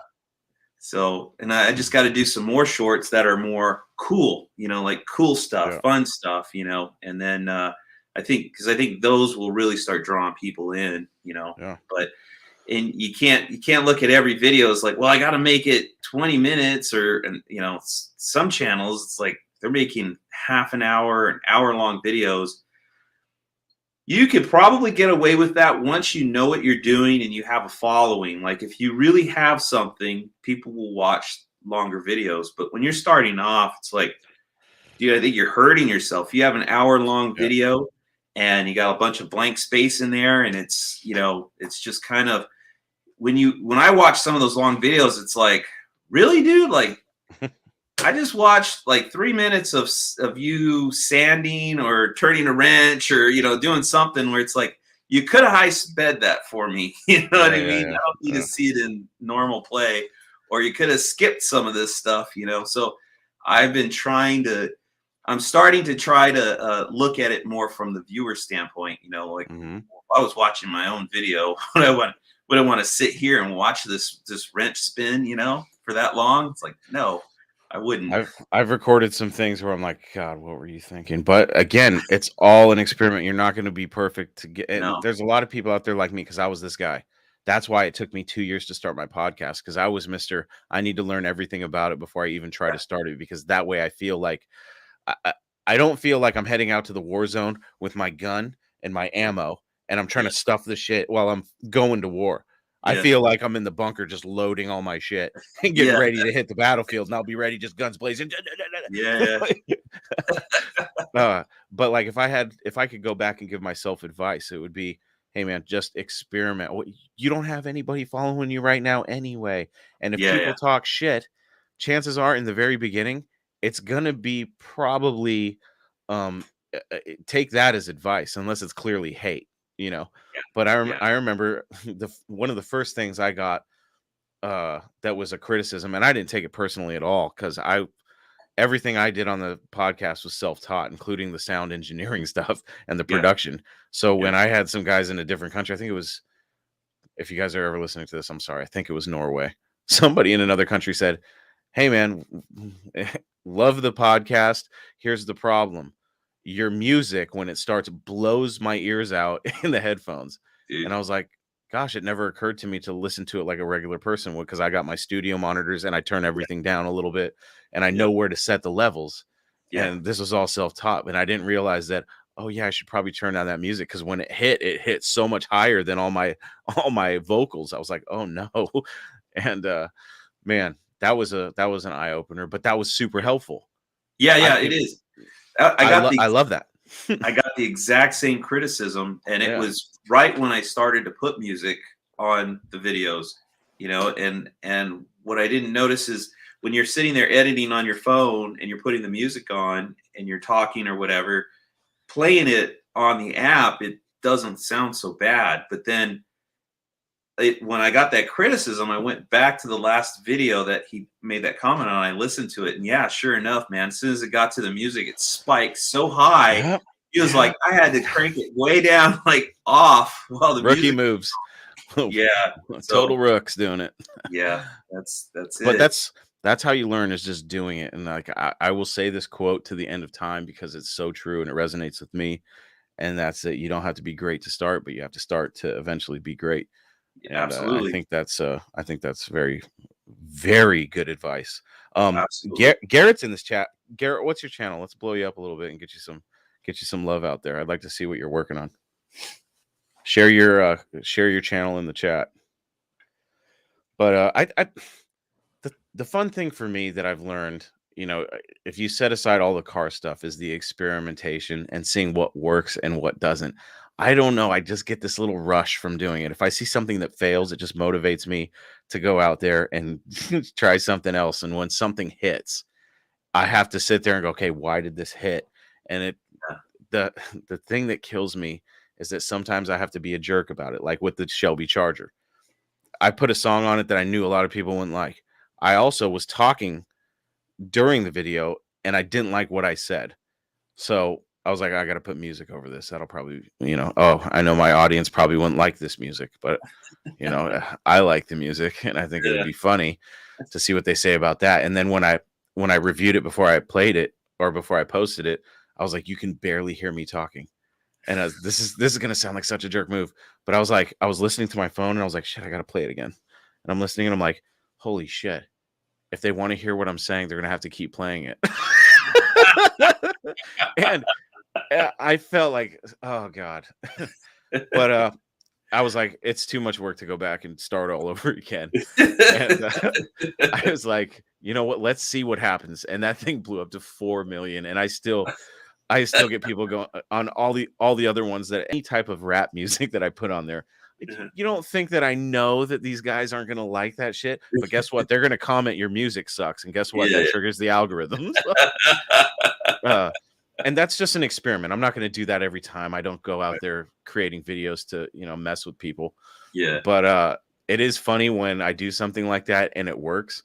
Yeah. And it's just like, gosh, I wish I had a giant megaphone and I could talk to all the trolls and go, you're actually helping me. Yeah. Yeah. So now I love them. Now I'm like, yes, keep it coming. That's why when I respond, I hope they respond back. Yeah. But so Garrett's channel is Ranch and Hot Rods. Yep. I will check that out, buddy. I'm actually going to subscribe now just to make sure I remember. I think I like checking out new stuff. Pretty sure I follow him already. But you know what's crazy is like I don't know. I think he said somewhere he doesn't post a lot of stuff. You know, I follow so many different people on Facebook, or I mean on YouTube now, that like the guys that maybe just put out a video once a month or something like that. Like it's so easy to fall through the cracks, you know, if you're not putting out volume. And like even the guys that like you know, Just Mopar Joe or Bad Tree Productions or, you know, Ruben, Muscle City Madness, like those guys put out some regular videos and stuff. And it's like, I'm probably not going to catch all of it because there's just so much coming. It's like if I It's tough. It don't really happen is. to look, it's 30 postings down. It's like I'm not going to scroll down that far. I'm just always whatever's in the now. That's why I love the lives, because usually whatever they're recently working on or whatever you're recently working on or whatever, whoever, somebody's going to talk about it at some point. I'm going to go, can I have to go check that out? Because I do drive for a living, so I can listen to things, but I can't watch a YouTube video. That's how I was getting caught up on your stuff and Blake's stuff. I would be listening to it, but I had to stop because every once in a while I'd be like, I have to watch some of this. So I'd pull over and watch a few minutes and then do that a couple times, and your day goes by really slow and you go, oh shit, I need to get some work done. Yeah. So, but yeah, it's so much fun. And I wish I had more time to watch other people's content, because I really don't. But at the same time, it gives me a chance to figure out what I'm going to do and not be influenced too much by other people. Yeah, that's kind of a tough thing, man. It's funny because I was watching somebody the other day. I can't think of his channel at the moment, but I'm watching him and I was like, oh man, he did this cool, because I've done videos like putting cameras on the car and driving it around, and put some music behind it, and it's like it's really cool, and then the first time I did it on the Belvedere actually, and then I realized like I went out for a drive, right? And I took video and I came back and I started to edit, and I was like, oh, I can't have like 5 minutes of the same angle on the car. Like it's too freaking boring, and I'm like, oh shit. So I had to go move the cameras around on the car and do the same drive. Like I did it like 3 times so that it had like different angles of footage, Anyways, this guy did, like, he took that section where he was just driving, and but in between all of that, he was putting little clips of, because like he was doing a little series on working on this car, and he put these little clips in between, so you were switching between the car going down the road and a little flashback, and then the car back to going down the road, and then you got a little flashback, and I was like, damn, that works good, man. That's a great idea. So yeah, I see ideas like that, and it's like, yeah, I'm gonna have to steal that one, I think, at some point. There's some degree of it. Yeah. Is Austin Griggs in this chat right now? I just realized it. I was like, Ratty Muscle Cars. Is that you, Austin? I need to know what's going on with the No Shine shit list, dude, because that's been on my bucket list for a couple of years now. Yeah. And I've been wanting to reach out. If this is Austin, I've been wanting to reach out to you to have you on Talking Mopars for a long time, dude. So let's set something up. That he's like sorry, the one. man. He's in my comments, so he's got. Sorry, I'm poaching off Jonny Mopar right now. Right? I'm kidding. Right on, dude. I've been a big fan of your work for a long time, dude. Yeah. That's why the term ratty is so deep in my vernacular and why I use it all the time. No, dude, when I found him, when he, first saw his Super Beat, and I think he still had, it was all green until that fender got hit, and then he changed it out to a red one, or red or orange. I'm not sure which color it is, but yeah, you can't, if you look up anything ratty on the internet, that car always comes up. Well branded. My hat is off. No, that's awesome, man. Yeah. There you go. That CUDA too. That's a awesome project. Yeah. That's actually how, aside from Bull Run, I realized who Mike Musto was through House of Muscle and that specific episode, when I was like, oh, he's on TV. Let me check and let me see what this episode's about, because I wanted to know more about the car, the Barracuda. Right. And ratty muscle cars in general, because I just thought it was such a great concept and it has so much potential. Like, yeah, awesome, dude. That's awesome stuff. You guys want to? That's a perfect branding thing that I love, when somebody just nails a brand and it's like, that's going to be household. You know what I mean? Yeah. Ratty muscle cars. Who doesn't love ratty muscle cars except for maybe the the nose in the air, snobby, numbers guy. Yeah. You know what I No, mean? it's kind of weird. It's interesting how it kind of timing and everything worked out. I mean, honestly, I think General Mayhem is the car that really made it acceptable. You know what I mean? Made it cool. It definitely mainstreamed it. To be honest Yeah, with you, mainstream. There you go. my timeline could be completely off, but I believe Ratty Muscle Cars was long before Roadkill. I don't know if Oh, my timing is correct on that, but I believe Austin, correct me if I'm wrong, but I believe that Ratty Muscle Cars existed before General Mayhem got popular. Now, I'm not saying that Dave Freiberger was like targeting that or got the idea from him. I'm just saying that the first time I ever heard the term Ratty Muscle Cars was because of Austin. And I was like, that's amazing. And I was yeah, like, wow, I can have a muscle car and be somewhat cool to some people. yeah. There was Well, a long it's time where I thought you had to have something really, really nice in order to even be respected. But having that culture, like it's like Ratty Muscle Cars is its own subculture within car culture. And I love yeah, it. yeah. I mean, I think he might be a little bit younger than me, and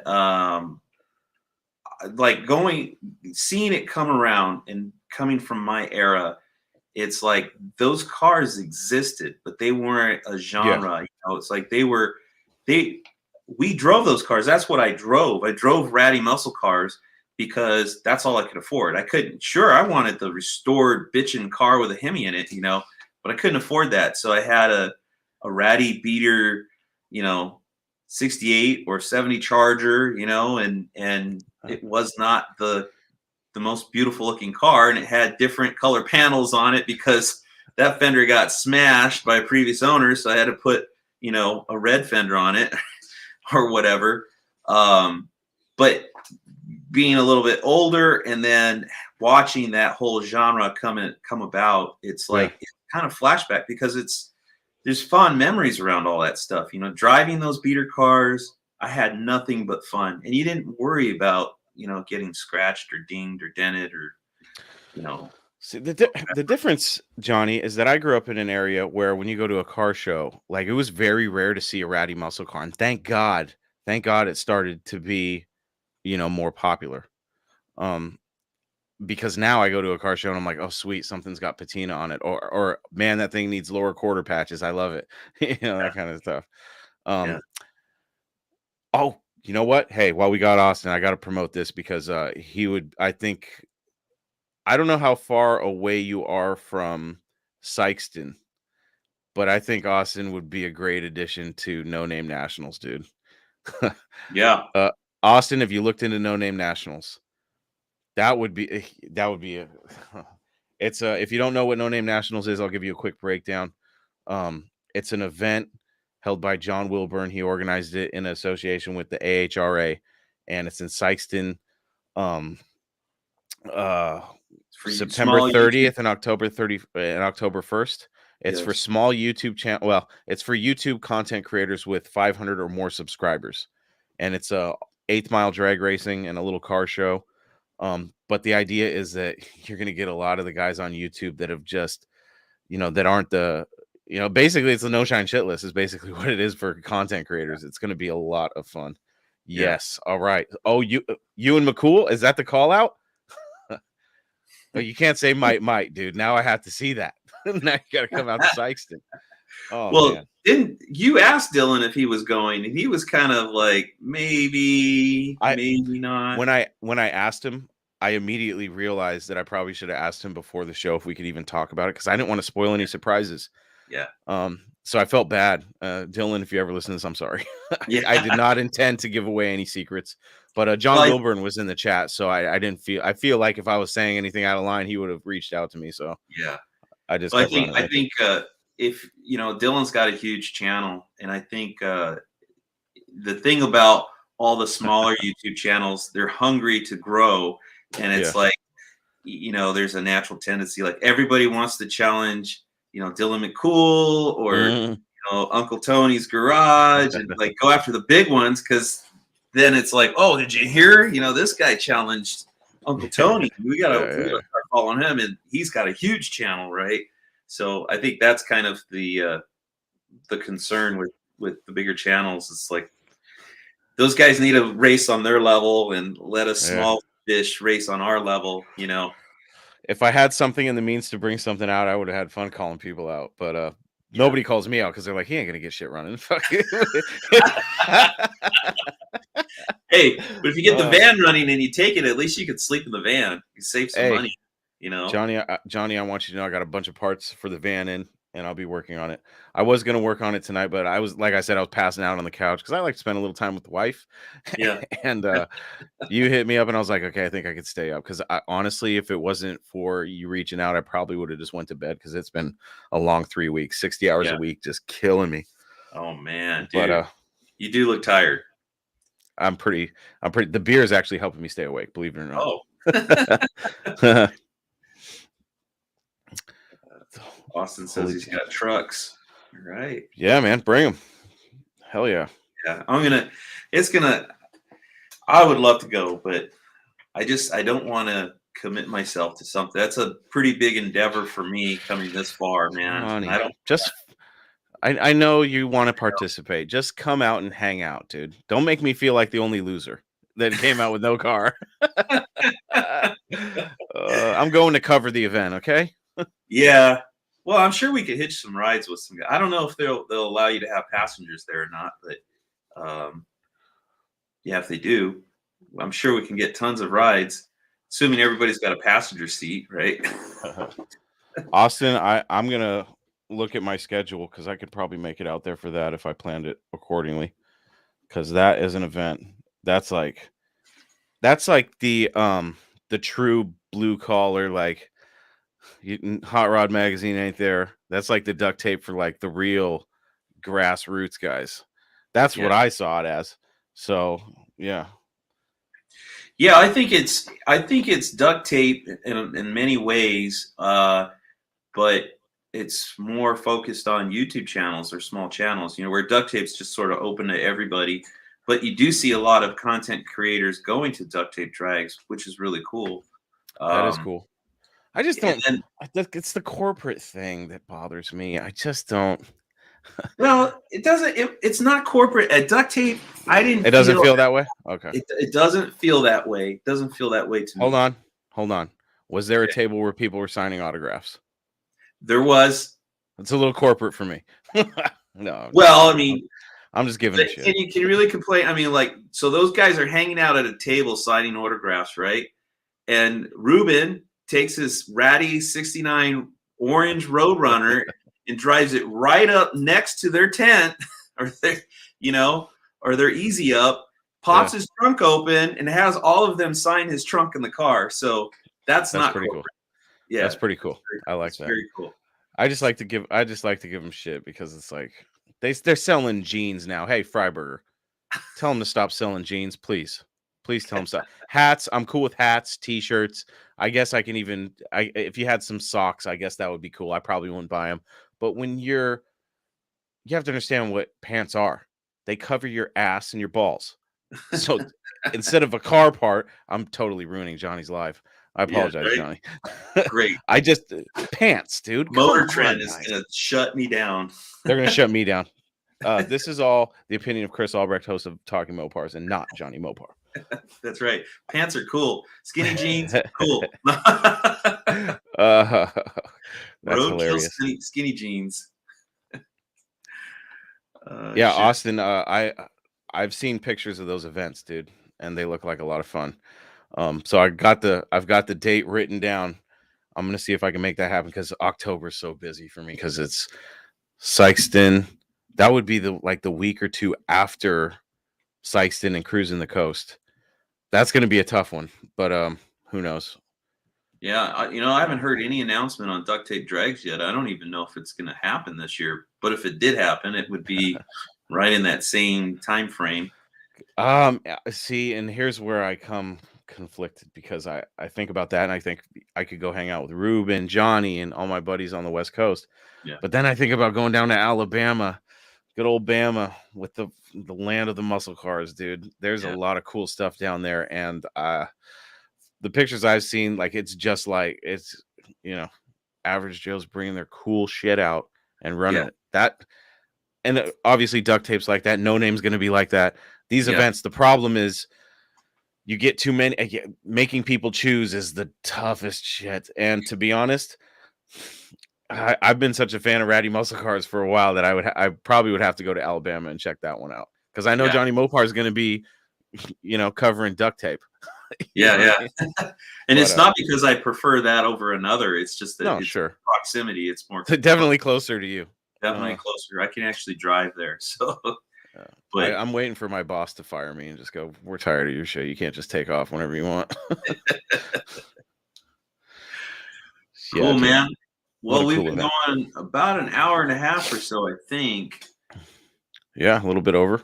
Yeah. Do you want to keep going? Sure. Yeah. I'm chatting. It's open, man. Open forum. So if anybody's got questions or things they want to talk about, I could. In fact, why don't we get Austin on here? Let's see. Yeah, that'd be fun. Yeah, let me see. How do I share? Yeah. Or I don't have the invite. Yeah, it's invite. I don't have control. This is weird for me. I know, right? You're like, oh, do you just hit copy to clipboard? Does that go on? Yeah, and you can comments? either or you can just paste it in there. Yeah, you can paste it in the comments, and then anybody can get in the green room or the back room and join us in the chat. There you go. Austin, jump in. Let's talk about Alabama. Yeah, that's Oh, I can't do it tonight. Yeah. Hey, we'll do it again soon. We'll get you on, dude. Let's talk about some stuff. Yeah, definitely. So, Dylan McCool, dude, you got Dylan McCool on your channel the other day. That was pretty freaking awesome. Only two people have big timed me, either A, by saying they can't due to contractual obligations. We won't get into that one. But somebody else I reached out to, I know he's seen the message and he could have at least acknowledged it. You tell me you can't take 10 seconds to go, ain't got time, brother. Thanks anyway. Thanks for watching. That's all you had to say, dude. But you're going to ignore me. So guess what? You just lost your chance, dude. I don't play that celebrity bullshit. I'll tell you that right now. If I mark my words, if Talking Mopars ever gets big, do you think I'm going to forget who Dodgy Ross is? Do you think I'm going to forget? Like, I promise you, I will never big time anybody and not pretend like I don't know who you are. You know what I mean? That kind of shit. And look, I'm sure the guy I reached out to gets plenty of messages, but unfortunately for you on Facebook, you can see when somebody's read it. So I know he's read it. All I wanted was an acknowledgement. I would be less insulted if you're like, ain't got time. Thanks anyway. I would be like, all right, cool. But you're going to ignore me. You're not even going to say anything, dude. That annoys the shit out of me. So for anybody that ever sends me messages or anything like that, trust me, I will get to you when I get time. And I will at least acknowledge you. I won't ignore you unless you're being a complete jackwagon. Then you get nothing. But you know what? Let's talk about that a little bit when it comes to like the YouTube channel. I mean, this is a pet peeve of mine, dude. And I don't know if it's warranted, you know, if I'm right in being upset about it, but like there's channels I watch that are way bigger than mine. And I understand, like, you're not going to be able to get to everybody and like respond to everybody. But I feel like, man, I'll make a comment or something. And it's like, I'm going out of my way to make a comment about your video, something I like, or, like, hey, good job or something like that. And then you don't get a response. Now, if it's like an older video and they're not on top of it, that's fine. And if they've got, let's say 300 comments on their videos, like I understand you probably don't get to mine, not a big deal. But when I go through the comments and it's like, man, they don't respond to anybody. Like there will be 300 comments or so. And it's like, you guys don't answer to anybody. You don't respond to anybody. Like, is that wrong with me to be like, no. God, it feels like, oh, you better than me? Like I try to respond to every single comment I get. And it doesn't mean I catch them all because I'm sure I miss tons of them, I can speak from both sides. because I've Okay. had it happen to me where I get ignored. Understandable with certain people that are a certain level, especially what do they say? Post and ghost. Like some of these guys will just post their shit and go, that's it. I can't Yeah. deal with the comments because there's so many people that ruin it for others by Sure. hating. So they're gonna Yeah. be like, why would I sift through a bunch of hate just to get to Yeah. the good stuff? Now on Facebook, the video that got 4 million, right? Mhm. There are so many comments that I cannot keep up. Yeah. I had to turn notifications off. But Yeah. when I go into like the business app that I have for Facebook, I can see all the brand new comments.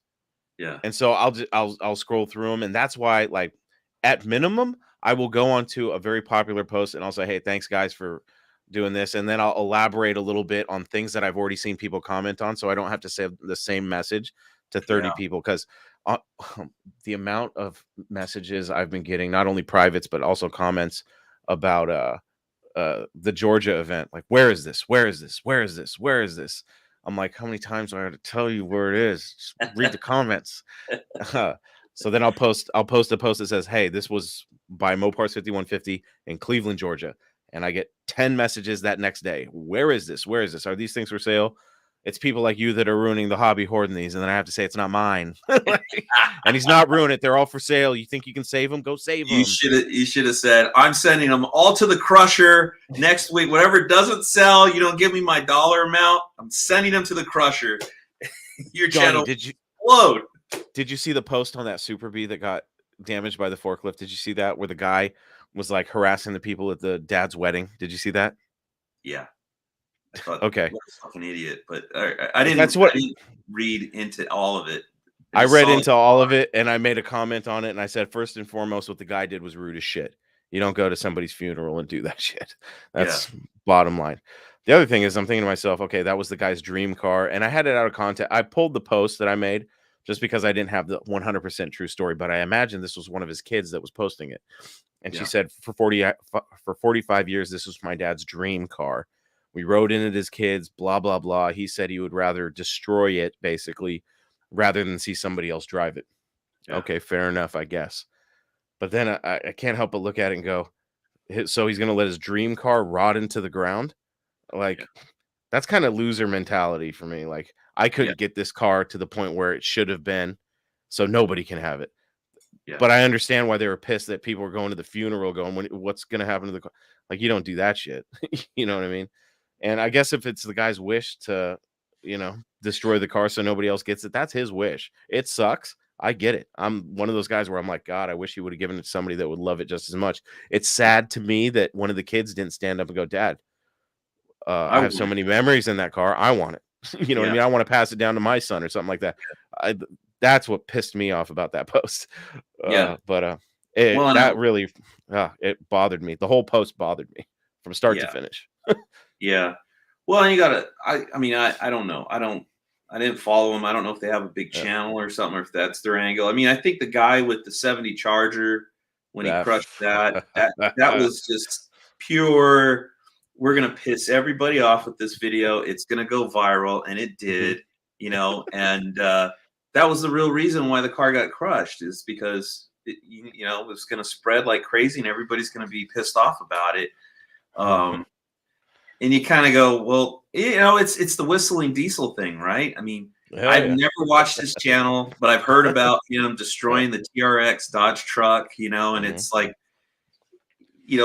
everybody's pissed off. Why would you take $100,000 truck and just destroy it like that? And yet it's right there in the video you're watching. Look at all of the views, look at all the comments, and he's making money by, people watching those videos. So if it wasn't popular, if people didn't watch, he wouldn't go buy another one and do it all over again, Absolutely. It's just, I get the emotional response in people, and because I'm guilty of it. When I did the Shelby Charger video, I keep going back to it. When I said, I mentioned V8 swapping it, because in my head, when I looked at the car, and many people have mentioned this, and it was tough for me to go, nobody gets what I'm trying to say, was that the car probably needs to be tube chassis and the floor cut out of it, because it's probably rotted through.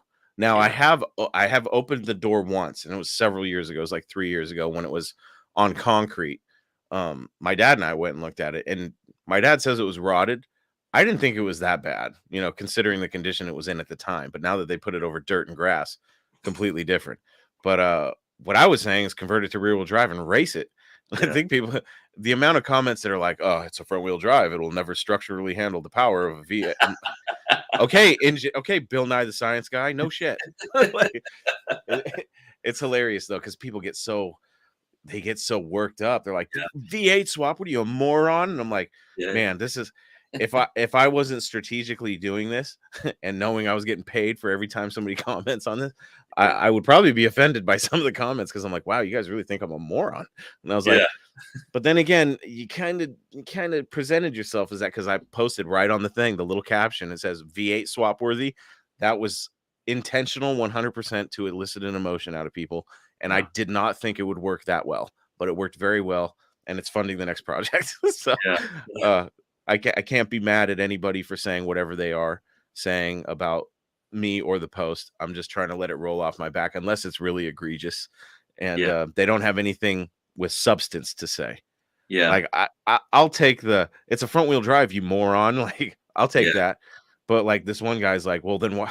This one guy today, he goes, well, why don't you go and do it? I'm sick of people talking and not taking action, or something like that. And I was like, I had responded, and that one kind of hit me, because I'm like, you don't have any idea. You've never watched this channel or done it. You don't know what I'm up to. So don't say that I don't take action on anything. That's an insult to me. So I responded, and I was like, oh, that's a bitch move. I got to get rid of that. I was like, I can't respond to this guy. And I doxed him, dude. I checked out his profile. I Facebook stalked him. I'm like, what are you up to that makes you so special? And he's a real estate agent. He's got a real estate company in Hawaii that supposedly deals in high-end real estate. So I was like, wow, he must be really successful. So I went to his Facebook page for his business. And he really stalked him, yeah. Oh yeah. He has 108 likes, and he's got one negative review. One review, and it's negative. Then I went to his Instagram, because I'm like, all right, maybe he's hitting hard on Instagram, because if you're a real estate agent in Hawaii, you're either dealing with, the not so nice neighborhoods, or you're dealing with the really expensive stuff. Based on what he was presenting, it looked like he was a really high-end real estate agent. So I'm like, oh, definitely on Instagram, he's hitting tough.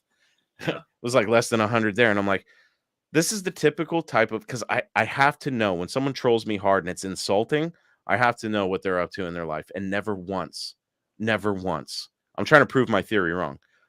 Never once have I seen somebody more successful that's on a totally different level, wasting their time to put a negative comment on somebody's stuff. And I get a kick out of it. I'm like, oh, yeah, keep dissing me, dude. That's fine. I don't care. Like, I think, once you've done this, and you know the work that goes into it, and all the effort and stuff like that, even if somebody is putting a video out there or some sort of content out there, and it's got some shortcomings and stuff like that. Like I see, especially right now with the No Name Nationals going, it's like there's a lot of new blood kind of like rushing in, trying to get to that 500 mark so that they qualify to be at the event, right? And so they're green. They're really green. They're coming in, and it's like I see tons of mistakes on those videos, but it's like I'm not going to criticize them, because I made all of those exact same mistakes, and the only way to really learn is just to go through it and do it. And something else too, like what I've learned is not everybody is open to criticism, and people get really sensitive, I've tried to give some pointers sometimes, and it's like their responses, they get defensive, and you go, oh, like, damn, I'm not trying to offend you. I'm not trying to talk smack on you. I'm trying to help you, but sometimes they don't want the help, or they're not ready for the help. They're not ready to be criticized. So you just got to kind of like let it go and, let them figure it out on their own. So I try not to say anything unless somebody asks me specifically, like, what do you think of this? I'll give them my honest opinion, best I can, because I'm by no means am I any kind of expert, because I'm still a really small channel. I would always there's been a couple of people that have asked me to look at certain things, and I'll be 100% honest. The problem with that is I have to make sure they understand that anything I say will only because I think it would help them. I'm Yeah. not trying to, talk them down at all. And they asked me in the first place. It's not like I offered my free advice.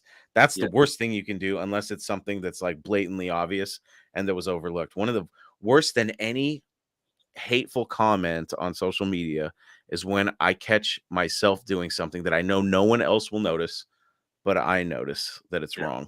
And I go, son of a, it drives me insane. Like, and it happened to me recently, and I was so pissed. It was during the oh, I won't even get into it. I screwed up, and it was so small. Nobody's called me out on it yet, and I think it's funny.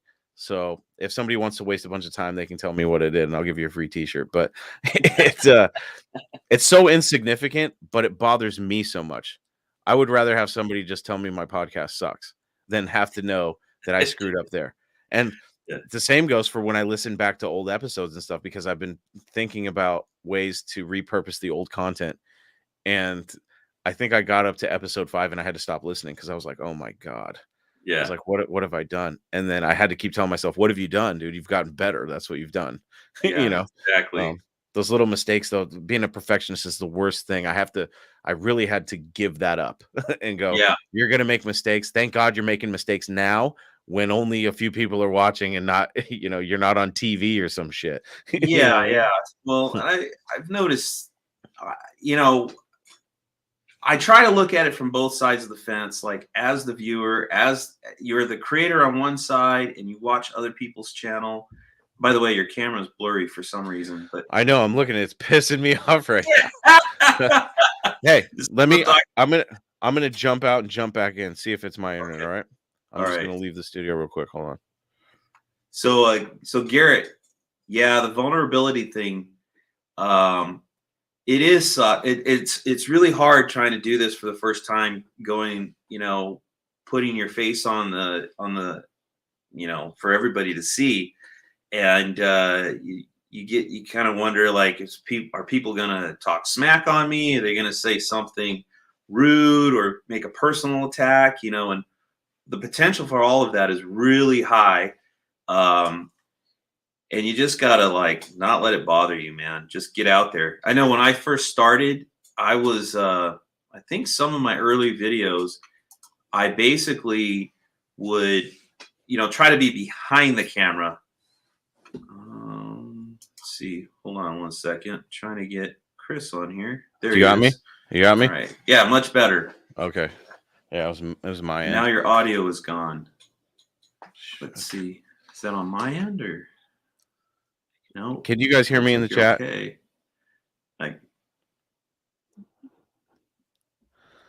Hold on a second, Johnny. Testing.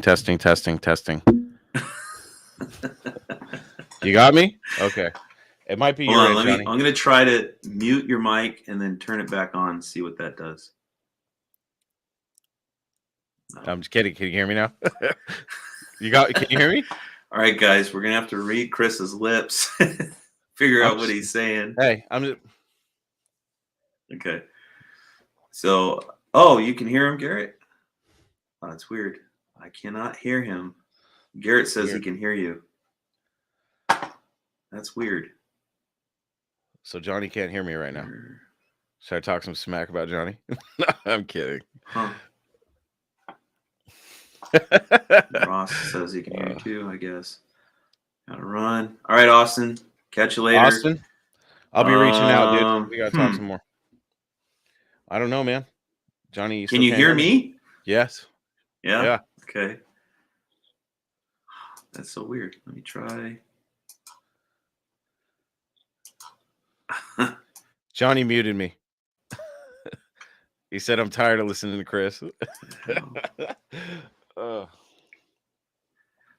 gonna hey, should we just end it? I don't know what to try. Should we just end it? Yeah, I still can't hear you. Okay. Can't see anyone else's comments. Sometimes this kind of stuff happens, guys. I don't know if you can still hear me, but want to jump out and jump back in one more time? Yeah. Let me try that. Okay. I'm leaving. Hopefully it works. Garrett, so I'm posting on Facebook and YouTube. So I noticed, I didn't know it did this, but I'm doing this live through StreamYard. So if people are making comments from YouTube and you're looking at it from Facebook, you won't see the comments from YouTube, and then those guys on YouTube won't see the comments from Facebook. So can you hear me now? that might be why you can't. Can you hear me now? See any of the other comments? I wonder if it's on my end. Can anybody in the chat hear me right now? Shit. No. Still shitty. Oh man. Let me see if I can go on my phone and actually hear you.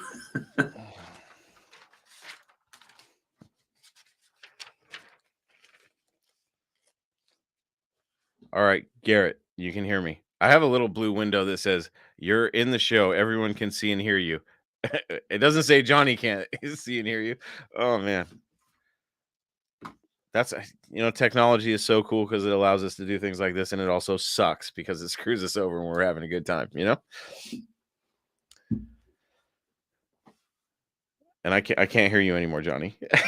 Somebody tell Jonny in the chat I can't hear him. Can you hear me? Oh man. I can't hear you, Jonny. I've got nothing. Okay. So can you hear me through the phone? Can you hear me through the phone? A little Jonny gone. Oh no. Now you can't hear Jonny. Oh man. Welcome to Talking Mopars. Oh man, here we are again, folks. This is the kind of stuff that makes the show a little fun for me. I love a good train wreck. And I'm not saying that Jonny shows a train wreck, but this happens to me all the time too. Oh. Unfortunately, with wrecks like that, you're like, oh god, I hope nobody got killed, but somebody got killed. It's like, man, that's rough. Hopefully Jonny can come back. I know that my screen was fuzzy on my end, so I know that was also a problem. Jonny, do we have you? Jonny's quiet. See, we pushed the podcasting and live streaming gods too hard, and they said no more.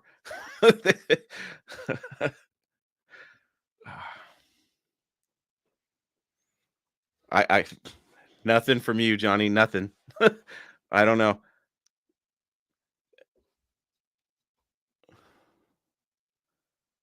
This is what dead air sounds like. I'm a little buzzed, guys. I'm sorry. I haven't drank a beer in a minute. No Jonny. Okay, and Johnny's gone again. Well, I've had a great time tonight. It's been a lot of fun. I was not expecting to do any type of show with Jonny or any show at all myself. I've been working on this. This is gonna sound pathetic. I grabbed whatever was left in the fridge. It's an IPA. It's a Rogue Pineapple Party Punch. It doesn't taste like pineapple at all. But I normally just like straight IPAs that aren't, fruity or anything like that. But my wife brought those home months ago, and they've just sat in the fridge because I usually drink Buffalo Trace whiskey, but I felt like having a beer, and that was all I had. So I'm gonna finish one right now. Jonny, I cannot hear you. I got nothing. Can somebody please tell Jonny in the chat that I can't? Oh, there he goes. All right. Yeah, I used to hate IPAs back when I was young. Like just drinking age, we'll say. I couldn't stand them at first, but like the taste grew on me. Now I love IPAs.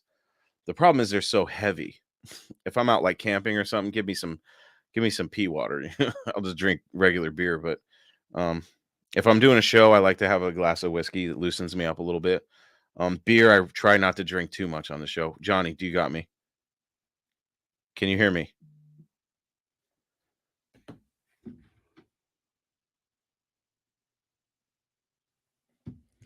I can't hear nothing. I can't hear you.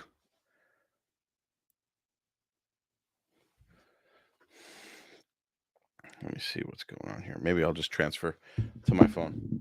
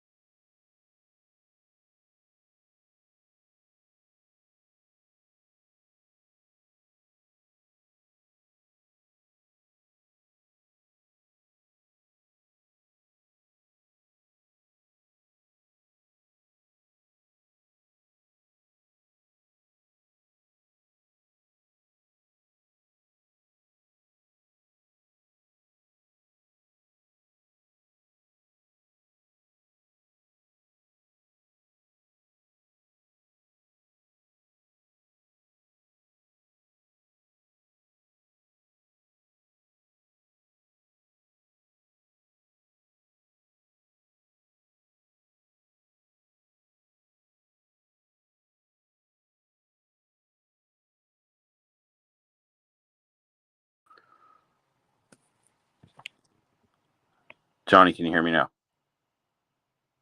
I cannot hear you. What the fudge?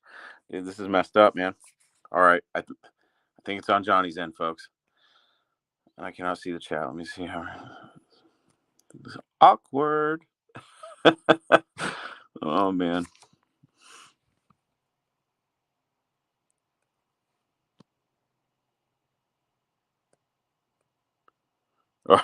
All right, guys, I'm in. Is Johnny back? I'm looking at the comments right now. I still can't hear him, but I don't know if it's on my end or not.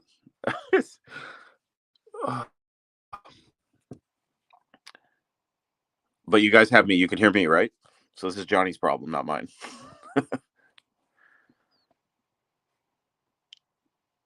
Okay, cool. Johnny, go have a beer and then come back, and we'll see how we'll see how it works. I thought it might have been my connection because we were having problems earlier, so I'm on my phone now. I guess I'll just jump back in the regular chat. I'll be back in a second. Dodgy Ross, I've heard some good things about the micro brews down there. Anyways, I'll be back in a minute. And Johnny's gone. Maybe I'll stay until Johnny gets back.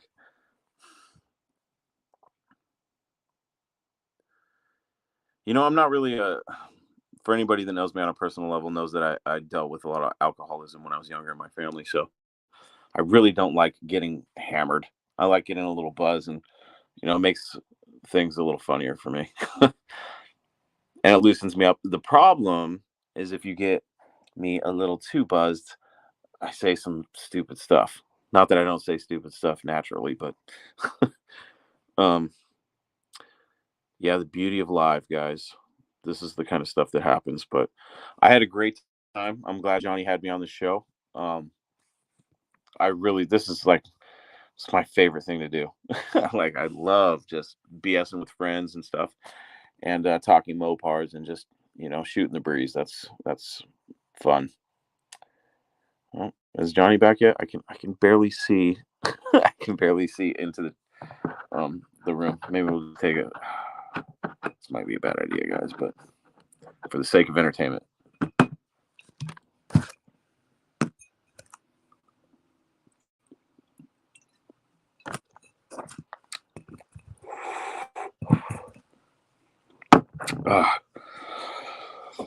Garrett, thanks for joining us, buddy.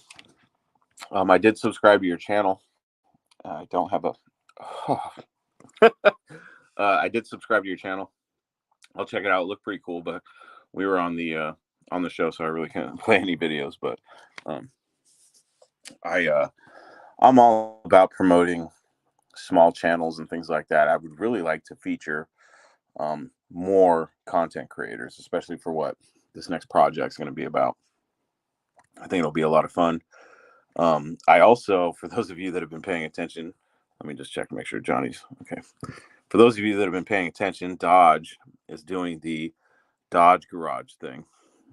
And it's called Chief Donut Maker, and they're looking for a brand ambassador, which is really cool. they wanted you to be really creative in the video. And I've seen a lot of creative stuff, but a lot of it started looking the same after a while. I totally went a different route. I don't think, actually, I'm 99% sure they probably won't pick a guy like me. But I felt like a lot of people were doing it for selfish reasons. You know what I mean?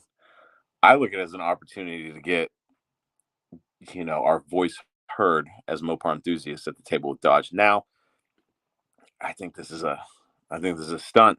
You know what I mean? And I hope they pick the right person. I really do.